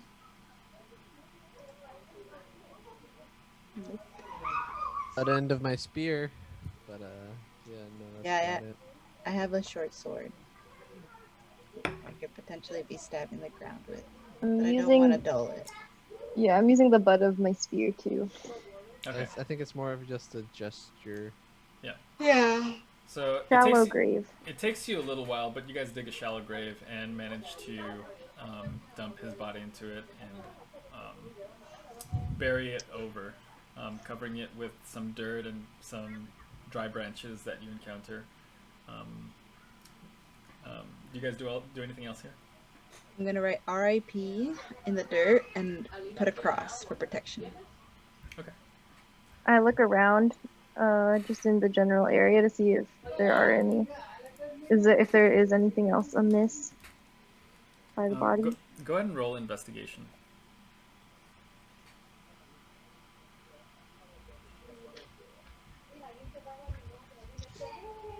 16. Okay. You see a set of paw tracks that lead away from the body in the direction that you guys are heading. So we should tread carefully. Aren't the Vistani and the werewolves not friends, according to what we learned at the bar the other time? I don't know. All I remember from the bar is glass of wine, 1 copper piece, pitcher of wine, 1 silver piece. Okay, that's fair. I appreciate that. All right. So unless you guys have anything else, you guys continue on the road? Yeah. Okay. You guys travel another 30 minutes, and before you, on the side of the road, Lilith, you encounter what appears to be another body. Gosh. This time, it appears like that of a woman. Hair kind of like disheveled and like covering her face. There are no... you can tell that there were bits and pieces of armor on her, but it was like ripped apart, and yeah, her body lays lifeless on the side of the road. I go up and I check her pulse on her hand. Okay. Nothing. Does the bite mark look the same size as the other bite mark? Yeah, as you look up throughout her body, it seems that she suffered a similar fate to the last body. Should we bury her as well? Yeah. Well, I mean, what do you think? You know, I guess if we buried the other person, you know, we should probably bury this person too, or at least do something to, you know, mark that they were here. But I look at their neck to see if I see any bite marks. You move the hair over her face to reveal her neck, and what you see before you is a woman that resembles you very closely, Lilith. What the? Lilith, that's you! Not yet. Huh. Wait, what did the other body look like? Well, I checked the belongings of this person. Yeah, as you search the body up and down, stripped armor, and as you investigate more, it kind of looks like the armor that you're wearing. No valuables on this person, just laying there, lifeless. No bite marks visible. No vampire bite marks around the neck visible, rather.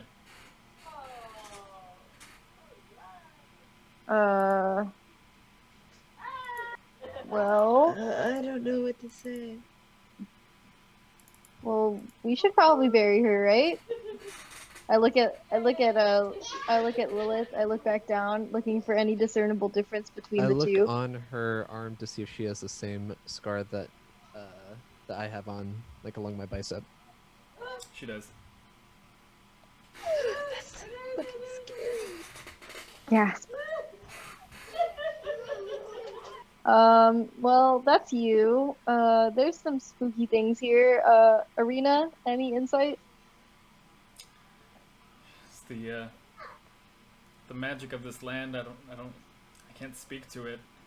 There have been many unspeakable things to happen in the land of Barovia, and while it is definitely a shock to see, I am still unsurprised.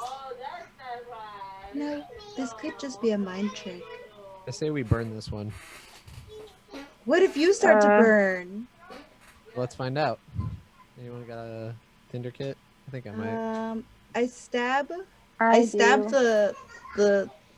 the elbow with my short bow or short knife, short sword, to see if Lilith reacts. No. Did you feel that, Lilith? Nope. Definitely not a fan of this, though. Remember when we first got here and then we like wrote on the trees and then it said like R.I.P. Fallen Sirens? Yeah. This has got to be a mind trick. I say we don't even pay attention to this body. I say we burn it. Okay. We could burn it. Okay, we could burn it. Let's burn it. How do you guys burn it? Yeah. I have a tinderbox. Holy fire. Just kidding. I don't know what holy fire really is. Paladin, do you have holy fire? It's a dead body. I don't think we need to waste anything on it other than just burning it. Okay. I have a flint, fire steel, and tinder. All right, and I have a bit of oil. So yeah, so we start a fire sufficient enough to burn this body. Do you do it off the road, in the middle of the road? Wait, if we burn it, will we attract I say we burn it a little bit off the road, in a little area we cleared. Are you guys good with that? Okay. Make sure we don't create a brush fire. As you look around, the trees are sparse enough that burning a body, you wouldn't assume burning a body would incur any kind of risk. So you would be able to find a clearing that you'd be able to safely burn a body in. Okay. Kind of fucked up, but all right. I wonder how many bodies have been burned in this part of the woods. If I find myself, I'm going to be very pissed. Nah, Strahd wouldn't do that to his Tatiyana. Sigh. Or would he? I stay quiet. Okay. Well, yeah, I guess keep going forward, guys. Oh yeah, so you guys burn the body, and what do you feel, Lilith, as you stare at like what looks to be yourself in this pyre that you guys have created? Is the body lying down and as you burn it, or I mean, you don't prop it up on the stake, I'm assuming, and burn it. It's lying down. Not an effigy. Yeah, just lying down. Oh, okay, gotcha. Okay. Sort of, obviously a mix of concern and then a bit of disgust. Definitely feel on edge. Yeah. Okay.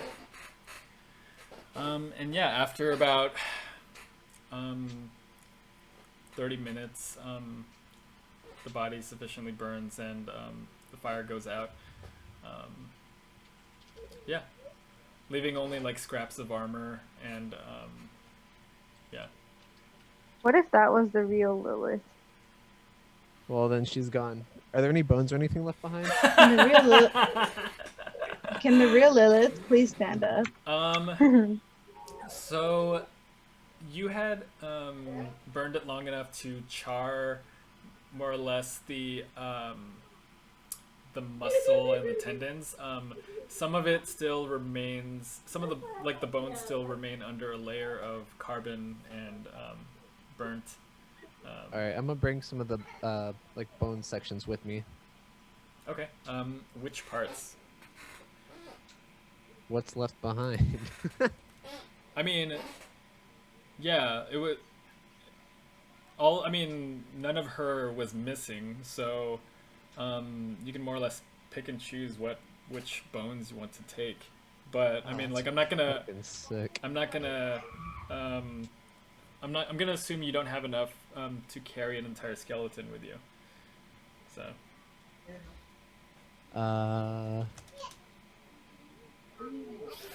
Damn. Missing out on a prime opportunity. Let's see. I'll just take the skull and pack it into my pack. That's kind of poetic. But yeah. Okay. With skull in tow, you guys continue to the road heading southwest. After another half hour or so, you finally see a different sort of surrounding, and Ireena makes it a point to identify that this river is called the River Llilth. And as you see it, this river flows as clear as the blue winter sky through the valley, and it's a welcoming change to kind of like the morose. Sorry, Carla, can you go push duck? Kind of like the morose atmosphere that you had encountered the past 2 or 3 days that you've been in this strange land.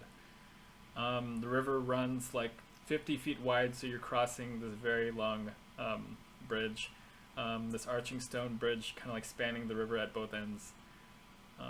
As you make your way out of this, what is marked as the Village of Barovia. So the pathway continues southwest as you start to enter a thicker set of trees. Ireena kind of identifies these as the Salvage Woods, or the Svalich Woods, and she warns you all that it's easy to get lost. If it's easy to get lost in the fog, it's just as easy to get lost in this forest, so she warns you all to stay kind of close to the trail. So yeah, what do you guys do anything? Do you guys I loop my arms and I loop my elbows around Arielle and Lilith, and I say, Ireena, grab on. Okay. So she kind of I take. Go ahead. I was gonna say I take my rope and I tie it around us, each of us, on our waists. Okay. If that's okay with everyone, I ask. Okay, Ireena doesn't. She kind of notes that this is a strange strategy, but she doesn't argue with it. And so Welcome to the team. The 4 of you are tied together with, is it the silk rope or the regular rope? The regular rope is probably better. Okay. I can suffer a bit of chafing, I guess. So, you guys travel for about 45 minutes, and the forest begins to kind of loop in a northward direction. You guys were heading southwest, and you guys start veering a little bit right, and you guys, your intuition leads you to believe that you're heading a little bit more west at this point. At this point, you guys are 40 minutes deep into this forest, and you begin to hear footsteps coming towards you. You guys catch a whiff of pipe smoke in the cold air, and you hear laughter through the fog. Wait, is it in front of us or behind us? In front of you. Oh no. That was pipe smoke. Oh, I'm dumb. Okay, yeah. How heavy are the footsteps? Yeah, you can edit that out, right, I Lance? open my ears. Yeah, I'll just like it. Go ahead and roll perception for me then.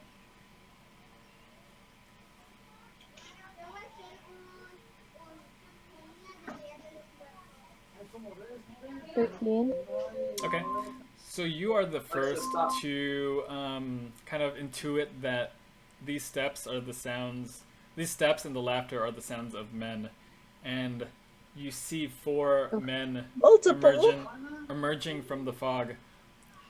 They all have dark hair, various kinds of facial hair, olive skin, an olive complexion, and vibrant clothing among the 4 of them in the approach. At this point, Ireena whispers under her breath to you, Azula, as she was the closest one to you, and she goes, "Vistani." And the men kind of like catch the sight of the 4 of you tied together, and they go, "Ah, ladies, where are we headed?"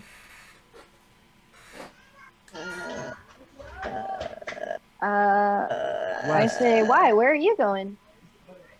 Oh, we're just walking around between the Vistani camp and the village of Barovia. We kind of patrol these areas. Might you need help? No, we're okay. Thank you, though. We're headed towards a windmill of ours. A windmill? Landowners? That's impressive, especially for 4 women. No. We're going to go visit our grannies. Your grandmothers. Okay. Might you need assistance walking through these dangerous lands? Why would you want to help us? Well, I mean, we want to help the people of Barovia navigate these roads safely, and when we encounter people new to this area, much more for women, we'd like to offer our services and protect you all during your travels. We can handle ourselves. Yeah, you shouldn't waste your time with us. Find someone that, is a little bit more inept. Hey, rescue a cat from a tree. I really appreciate your help. What's your name? My name? And then he's the one smoking a pipe, and he's got like a beard, and he goes, "My name is Dargos. It's a pleasure to meet you. What are your names?" And what about your friends? Oh. Awkward. Cut me off. No, I'm just kidding. Okay, I'll introduce us first. My name is Dargos. This right here, this handsome young fellow is Emeric. This old man right here, and this guy is like balding, right in the middle, but he's got like a long ponytail. His name is Falkon. And this strapping young lad is Oleg. Old leg? Oleg. But almost, you can call him Old Leg. He doesn't mind. What was the second one? Emeric? Emeric. Is Emeric actually handsome? He's okay. Yeah. I mean, comparatively to the rest of them, yeah. Oleg might be the most handsome. I'm sorry, I missed it. So, did they say yes that they were Vistani? No, we never asked. Don't ask. But Ireena did whisper into Azula's ear and say, yeah, I give you guys a look like, don't ask. Oh, what'd she say? Oh, we don't know. It was a whisper. Wait, I thought Ireena was next to Lilith. Is she in the front still, or is Ireena moved back, like, from them, like she's scared?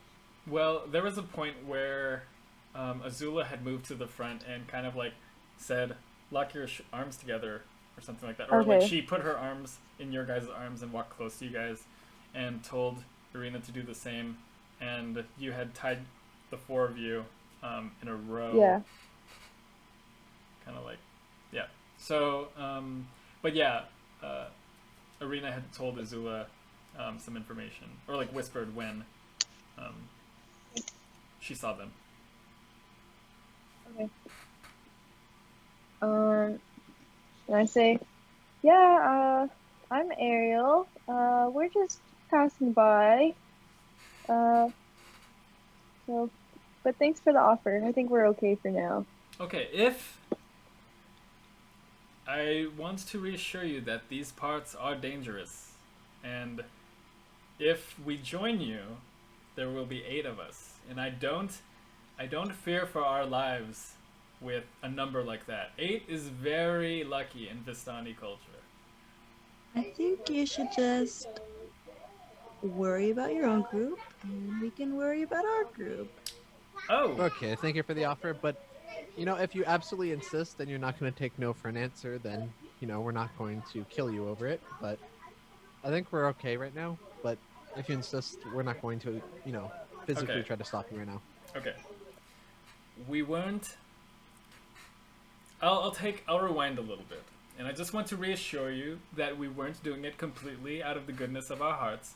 We were expecting some sort of compensation, 100 silver pieces, for your protection, to wherever you may be going. I assume you're going towards Vallaki? If you're headed in this direction? Yeah. I use detect thoughts. Okay. What does that entail? What kind of, is that like a... Finds hot singles in your area. Come on, Tatiyana. For the duration, you can read the thoughts of certain creatures when you cast a spell, and as your action on each turn until the spell ends, you can focus your mind on any one creature that you can see within 30 feet of you. So I can switch. I think I can only hear one at a time, but is there a saving throw of some sort that Dargos Wisdom 12. Wisdom 12. All right. I just want to say, if they want us to pay them, I'm a little less sus.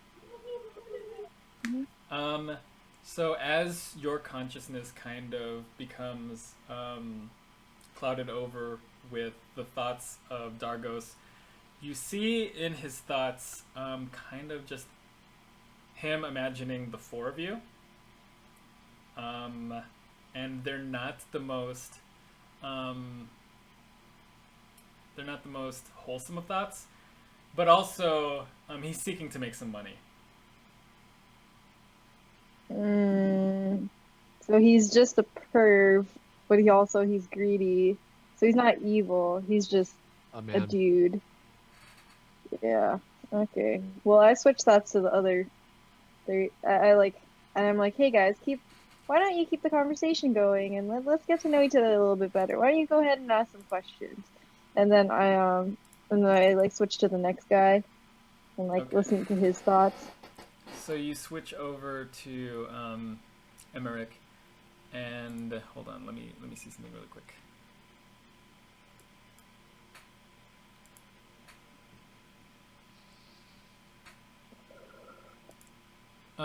You do expend a spell slot casting this, right? Yeah.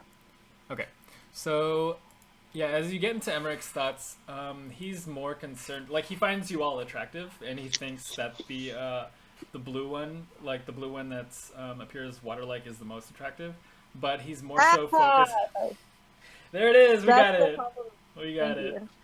We got it. Thanks, Lance. Continue. But he's more concerned with providing for family. Aww. Okay. And then I switch to the next one, obviously. Okay. So let's see. And by the next one, I mean Falkon. Falkon. Did I say he was the one with the he was the old man? Yeah. So the older man. It's not all the time that he runs into 4 young women on a road, and he's imagining being a hero to these damsels in distress. So he's got this sort of a savior complex. That's the extent of his motivation. Okay. And then I'm guessing Oleg is similar to them. Yeah, he's the young one. Yeah. So you're gonna read his mind as well, or you're gonna detect his thoughts as well. Is each one of these a spell slot, or just the first time? It's the first one. It's like 30 feet for a certain amount of time. Wait, let me double check on that. Just want to make sure before. Detect thoughts. Concentration up to a minute. So yeah, you can have this for a minute. It says that I can initially learn the surface thoughts of the creature and what is most on its mind at the moment, and then as an action, I can shift my attention to another creature's thoughts or attempt to probe deeper into the same creature's mind. Sweet. So same spell slot extended, and you're concentrating, so you have it for up to a minute. It hasn't been a minute, so you're good. And yeah, on the last one, he just finds you all attractive, and he hopes that the four of you take him up on the offer, just so that he can spend time with some beautiful women. How about we can all leave the forest together safely, and we'll just hang out, and we'll show you our dance performance, and we'll give you Sell it for half. You're still like reading Oleg's thoughts, and when you mention dance performance, like just like flashes of light and color and like excitement just like pop off in this guy's mind. And then I do something fancy, and I like shape water, and I take the water off of their faces or whatever, and then I was like, here, you were getting a little sweaty, and then like I like throw it away like that, so they're like, oh, it's a dance. Yeah, and as they see you perform, they get like super excited. They clap for you guys. Hey! And yeah. Oh, okay. So since we started dancing, I'm gonna cast Thaumaturgy. It says I can cause flames to flicker, brighten, dim, or change color. So I'm gonna have flickering flames everywhere. And as it's like a light show. As you guys begin to dance, and the show just becomes more and more elaborate. First with the moving water, kind of like going around you guys, and then suddenly the lights like going off. Like there's this, it's like this life that appears in the middle of this, like the deadness of this travel and this forest and this fog, and like just the sounds of excitement coming from the 8 of you. You guys dancing, and the 4 of them just like appreciating. Ireena isn't dancing. She's just standing off to the side, kind of like watching you guys. She's still on guard. She has a hand on her hilt, just in case anything goes wrong. Lilith, what are you doing? Some sort of acrobatic stuff with the spear. Okay. Yeah, so it's like a full-on performance with the 3 of you, and I'm flashing Ireena. Oh, I'm flashing Ireena eyes like, come on. And she's like a hard no on that as you guys continue to perform. Fair. And this is the first time you guys get to perform as the Sirens in this strange land. And your first audience is incredibly adoring and appreciative, and I think that you guys gain some fans, definitely.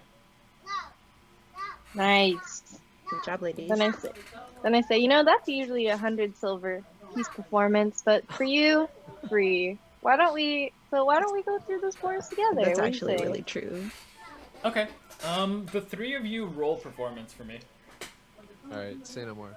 Also, after that, I have to go grab some stuff. I'll be right back after that. Okay, 18. 12. Oh no, 21. Well, I've done better. It's a 12. Okay. It's a 12 for me. So, really quick before we break for like a quick second, they go, you know what? That was the best dancing we've seen. So, we'll escort you for free. How about that? And then with that, we'll take a break. I'll be right back. Dang, I can't believe those kids are so active. Yeah, right? Every fucking night. Star's going really well. Yeah, you think so? Aw, thank you. It's really good. I appreciate that.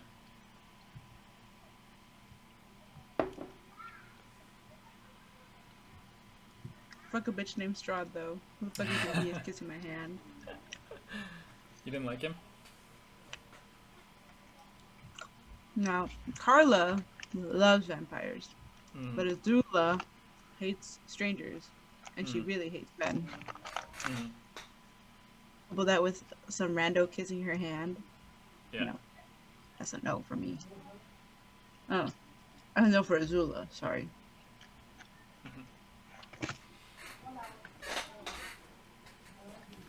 Carla would have been like, Strahd baby, what's up? Where's your castle?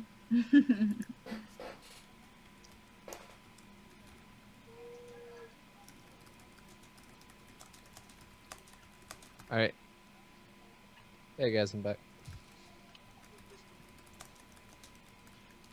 You guys want to hear something great?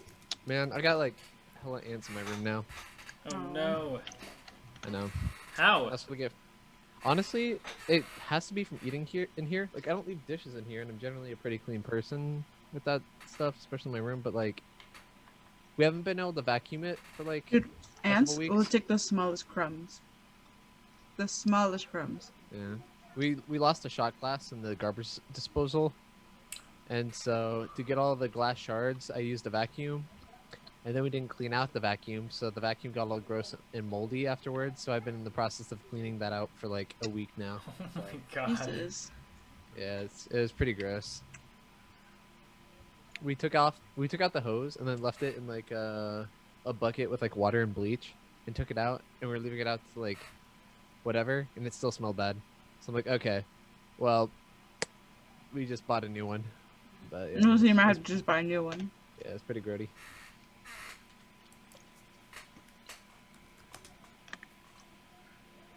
Yeah.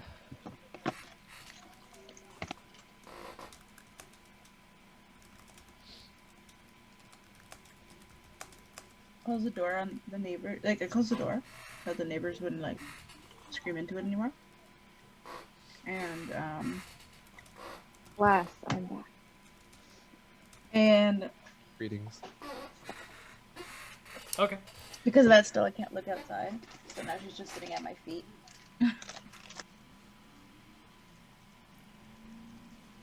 hot Cheetos. No, they're Chex Mix.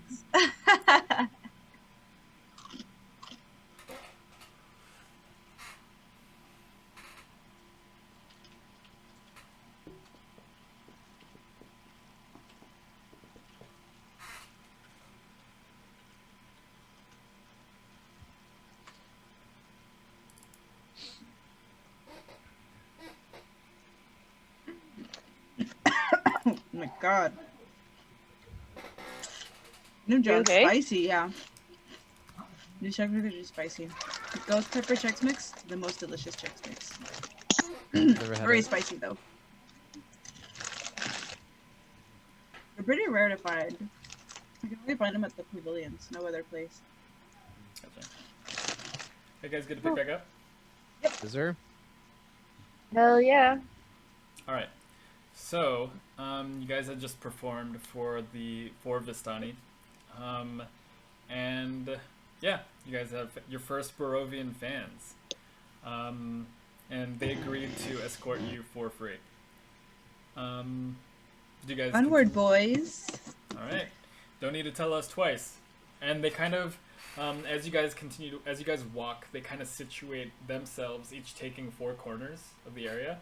So like they're kind of like, you have 2 leading, kind of like a little bit further out on the road. Like they're still on the road, but like a little bit wider distance apart, and the 2 in the back are doing the same thing. So yeah, you guys have like good coverage with the 4 of them around you, and then the 4 of you keeping just as close of a watch. So this road that you guys have been traveling on through this forest continues to weave and wind, initially going southwest, straightening out westward, and then curving back up northward. I want someone to roll perception for me. Okay, yeah, I got it. Let's see. Perception. So 13. Okay. Can I have everyone roll?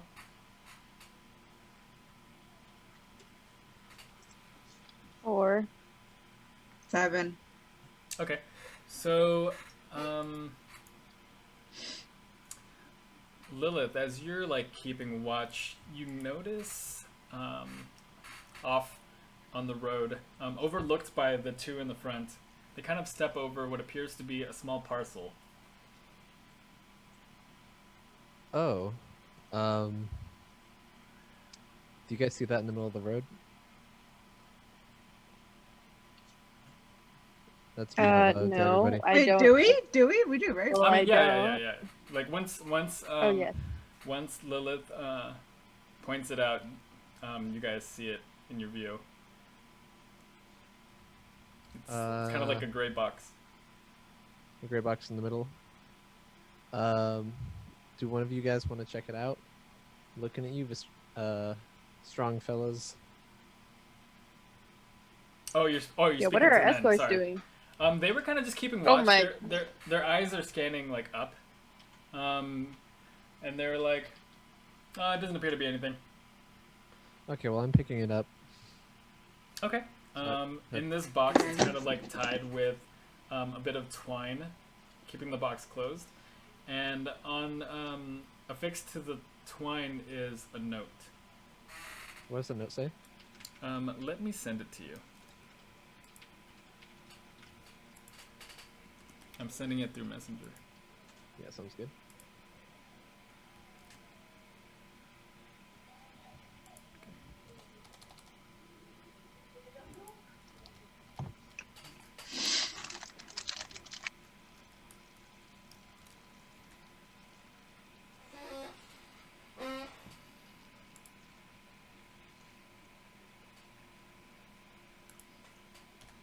All right. Okay. So I read it out loud, assuming that certain new members of our group possibly can't read. My dearest Fatima, I come from a distant kingdom bearing gifts. I've happened upon a set of silverware that supposedly was used by Queen Seraphina Charmant in her last meal before her untimely death. May her grace rest in peace. On second thought, perhaps we can keep these for decoration. Eternally yours, Bogan. Oh my gosh, you're gonna have to kill a werewolf with this fork. Sorry. I open up. That was my head. I open up the box. So inside you see a set of silverware, 3 forks, a knife, and a spoon.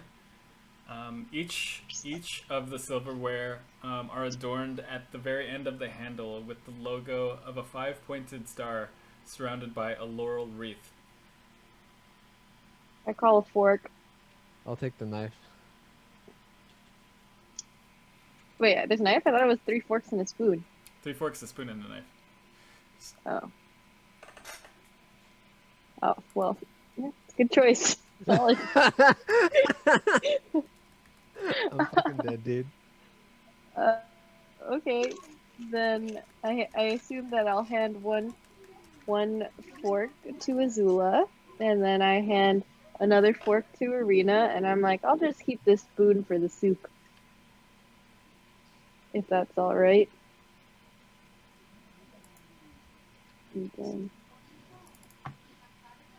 Sounds good. Okay, hold on. Adding my items. Imagine I am sifting through my pouch and organizing again. Sounds good. So at this point, it is the afternoon, and you've hit what appears to be a crossing. Let's see. Oh damn. What? I'm sorry. Can I see the traveler? Can I talk to people traveling with us? Okay. And they kind of like hear you guys, like they kind of see you guys stopping in the middle of the road. The 2 in the back stop first, and they go, "Oyo!" And the 2 in the front like kind of like turn around, and they go, "What seems to be the matter?" Can I borrow your finger for a second? I mean, we've barely exchanged names here. What do you suggest? Men. I want to read your palm to see what good fortunes lay ahead on our journey. Palm readers. More palm readers. Alright, if you insist. And he hands over like a big, fat, wrinkled, like kind of calloused hand. So I hold his hand. And I say, "Oh, I need to do this real quick as a part of it." And then I prick the tip of his finger with the silver knife. Ah! What was that for? Wait, that's a part of it. I'm so sorry. Did that hurt? Yes. Oh, did it though? Goodness. Did it really? Did it hurt your little fingy? Did it burn? Oh my gosh, so mean. We didn't do anything. Ah, yes, that's. Oh no, I didn't mean it to be mean. I'm so sorry. Man-hating as you well, love. if it makes you feel any better, I see nothing but good fortunes on this trip, so that's good. Okay, well, I'll take your word for it, but I didn't see the need for the violence. We're protecting you. I didn't mean for it to hurt. Yeah, wait, couldn't you have just like tapped him with it? Oh, is that how that works? Just out of curiosity. There's no way you cut. There's no way you cut that deep. Oh, yeah. Can you hold the spoon for me? No. We continue on. I don't know what you're getting at, but I don't know if I appreciate it. That's understandable. Sorry that hurt, but I mean, a big, strong, tough guy like you should be okay. Well. Can you hold this spoon for me? Okay. So. Compliment him some more. Just say sorry. Fine, I apologize. I say I'm sorry. You're right. That was out of pocket. I say I'm so sorry. We all just get a little stir crazy in this fog. Am I right? See, I knew you were my favorite one. And he kind of like says, "Should we continue?" Let's. All right. So he kind of like sucks his finger a little bit more and then brings it back to a torch that was in his hand. You guys continue through this crossing, and when you guys encounter this crossing, you see old wooden gallows creak in the chill wind that blow down from the high ground to the west. A frayed length of rope dances from its beam. A well-worn road splits here, and a signpost opposite the gallows points off in 3 directions. Barovia Village to the east, Sarpool to the northwest, Ravenloft, Vallaki to the southwest. The northwest fork slants down and disappears into the trees, while the southwest fork clings to an upward slope. Across from the gallows, a low wall, crumbling in places, partially encloses a small plot of graves shrouded in fog. People were. I go to read the graves. One of the men speak up and he goes, people were tried and buried here, accused of various things from witchcraft to werewolves.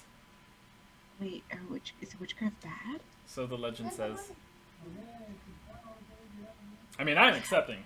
Okay, I was about to say Lilith was just kidding about palm reading. No, we understand. We keep an open mind of these things. Can we go read the graves? Yeah. And you don't see names as much as crimes, which you imagine. What do you mean? You don't the names are not the focus of the graves, it's what they did. Yeah. Showing that they were criminals. Oh. Mm-hmm. What do they say? Okay. Sorry, one sec.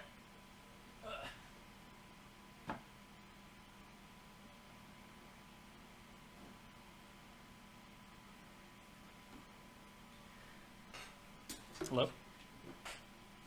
Yep. Okay. Yeah. They say one says thievery, another says broke curfew. Oh, no way. Yeah. Okay. One says so nothing too bad. One says adultery. Ooh. That's not good. Okay. Well, anyways, I guess that's okay. We don't know no signs of anything too bad here. Onward? Yeah, what do you guys want to do? Curfew.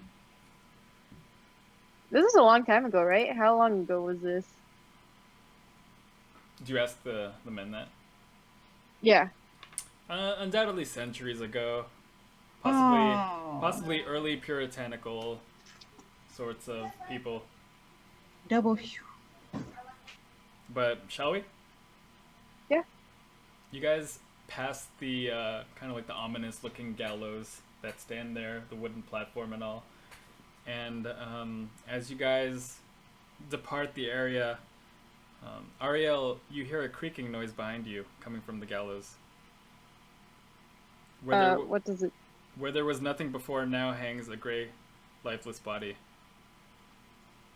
And I say, "Oh no, let's go." And then I like rush to help, but like tentatively. The breeze turns the hanged figure slowly, so that it can fix its dead eyes upon you. And this body resembles yourself. Oh, well, shit. What's everyone else's reaction? I'm in shock. I am also in shock. Oh, sorry. I'm not moving. No one else sees this. No one else sees this? Yeah. This time as in, no one sees it yet, or no one sees it, period.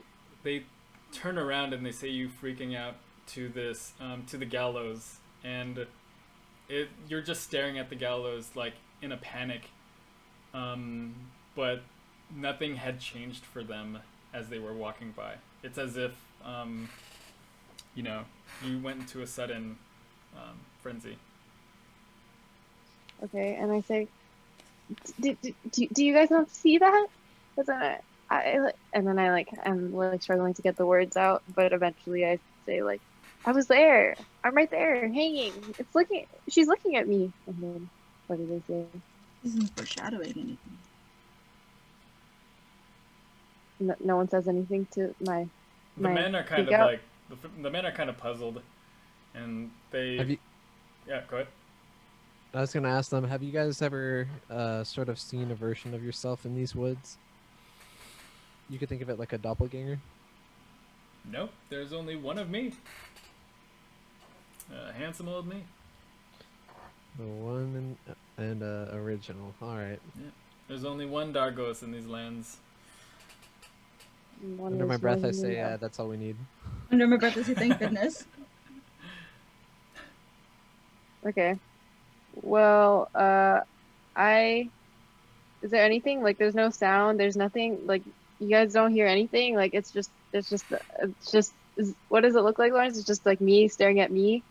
Well, yeah, you staring at what looks like a gray, lifeless version of you hanging from their neck on this gallows. Yeah, just you hear the creaking. The body looks. Does she look beautiful? She's just as beautiful in death as you would imagine she was in life. Ah, nice. Okay, cool. What's she wearing? Is she wearing the same thing? As you're fixating on this, and Dargos comes by and he puts his arm around your shoulder. He goes, "There, sweetie. We'll ensure nothing happens to you." Yeah, and I say, in my head, I'm like, but outside, I'm like, thank you. Yeah, I really hope not. And he goes, he's got his hands on both your shoulders now. He goes, "Shall we?" Yeah, I just need a moment. I'll get back to you. And I shoo him away, kind of I'll be back. All right. Kind of walks away. I go like this. I'm ugh, now I wish I was hanging. And then I'm like, okay, well, anyways, if it was just me that saw it, it must be nothing. And yeah. All right. So, onwards. All right.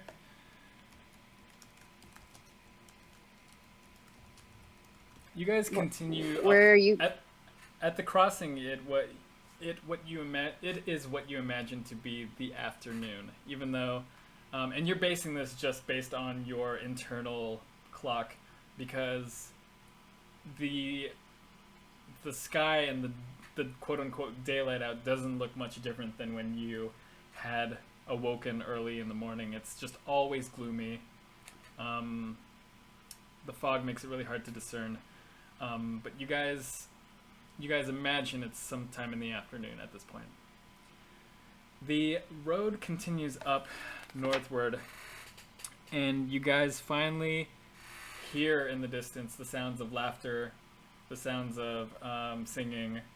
You see before you can make out maybe like a fire, and Dargos kind of turns around. He has a smile on his face and he goes, "We're here."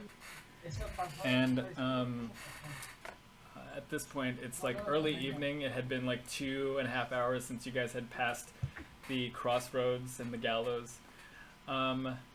You hear sounds of men just like seeing the 8 of you arrive at this encampment, and they're like greeting like, "Dargos, Emeric!" And then they're like kind of like greeting each other, and they approach each other. They put like a hand behind each other's head, and they put their foreheads together, and they close their eyes for a brief moment in welcome to one another.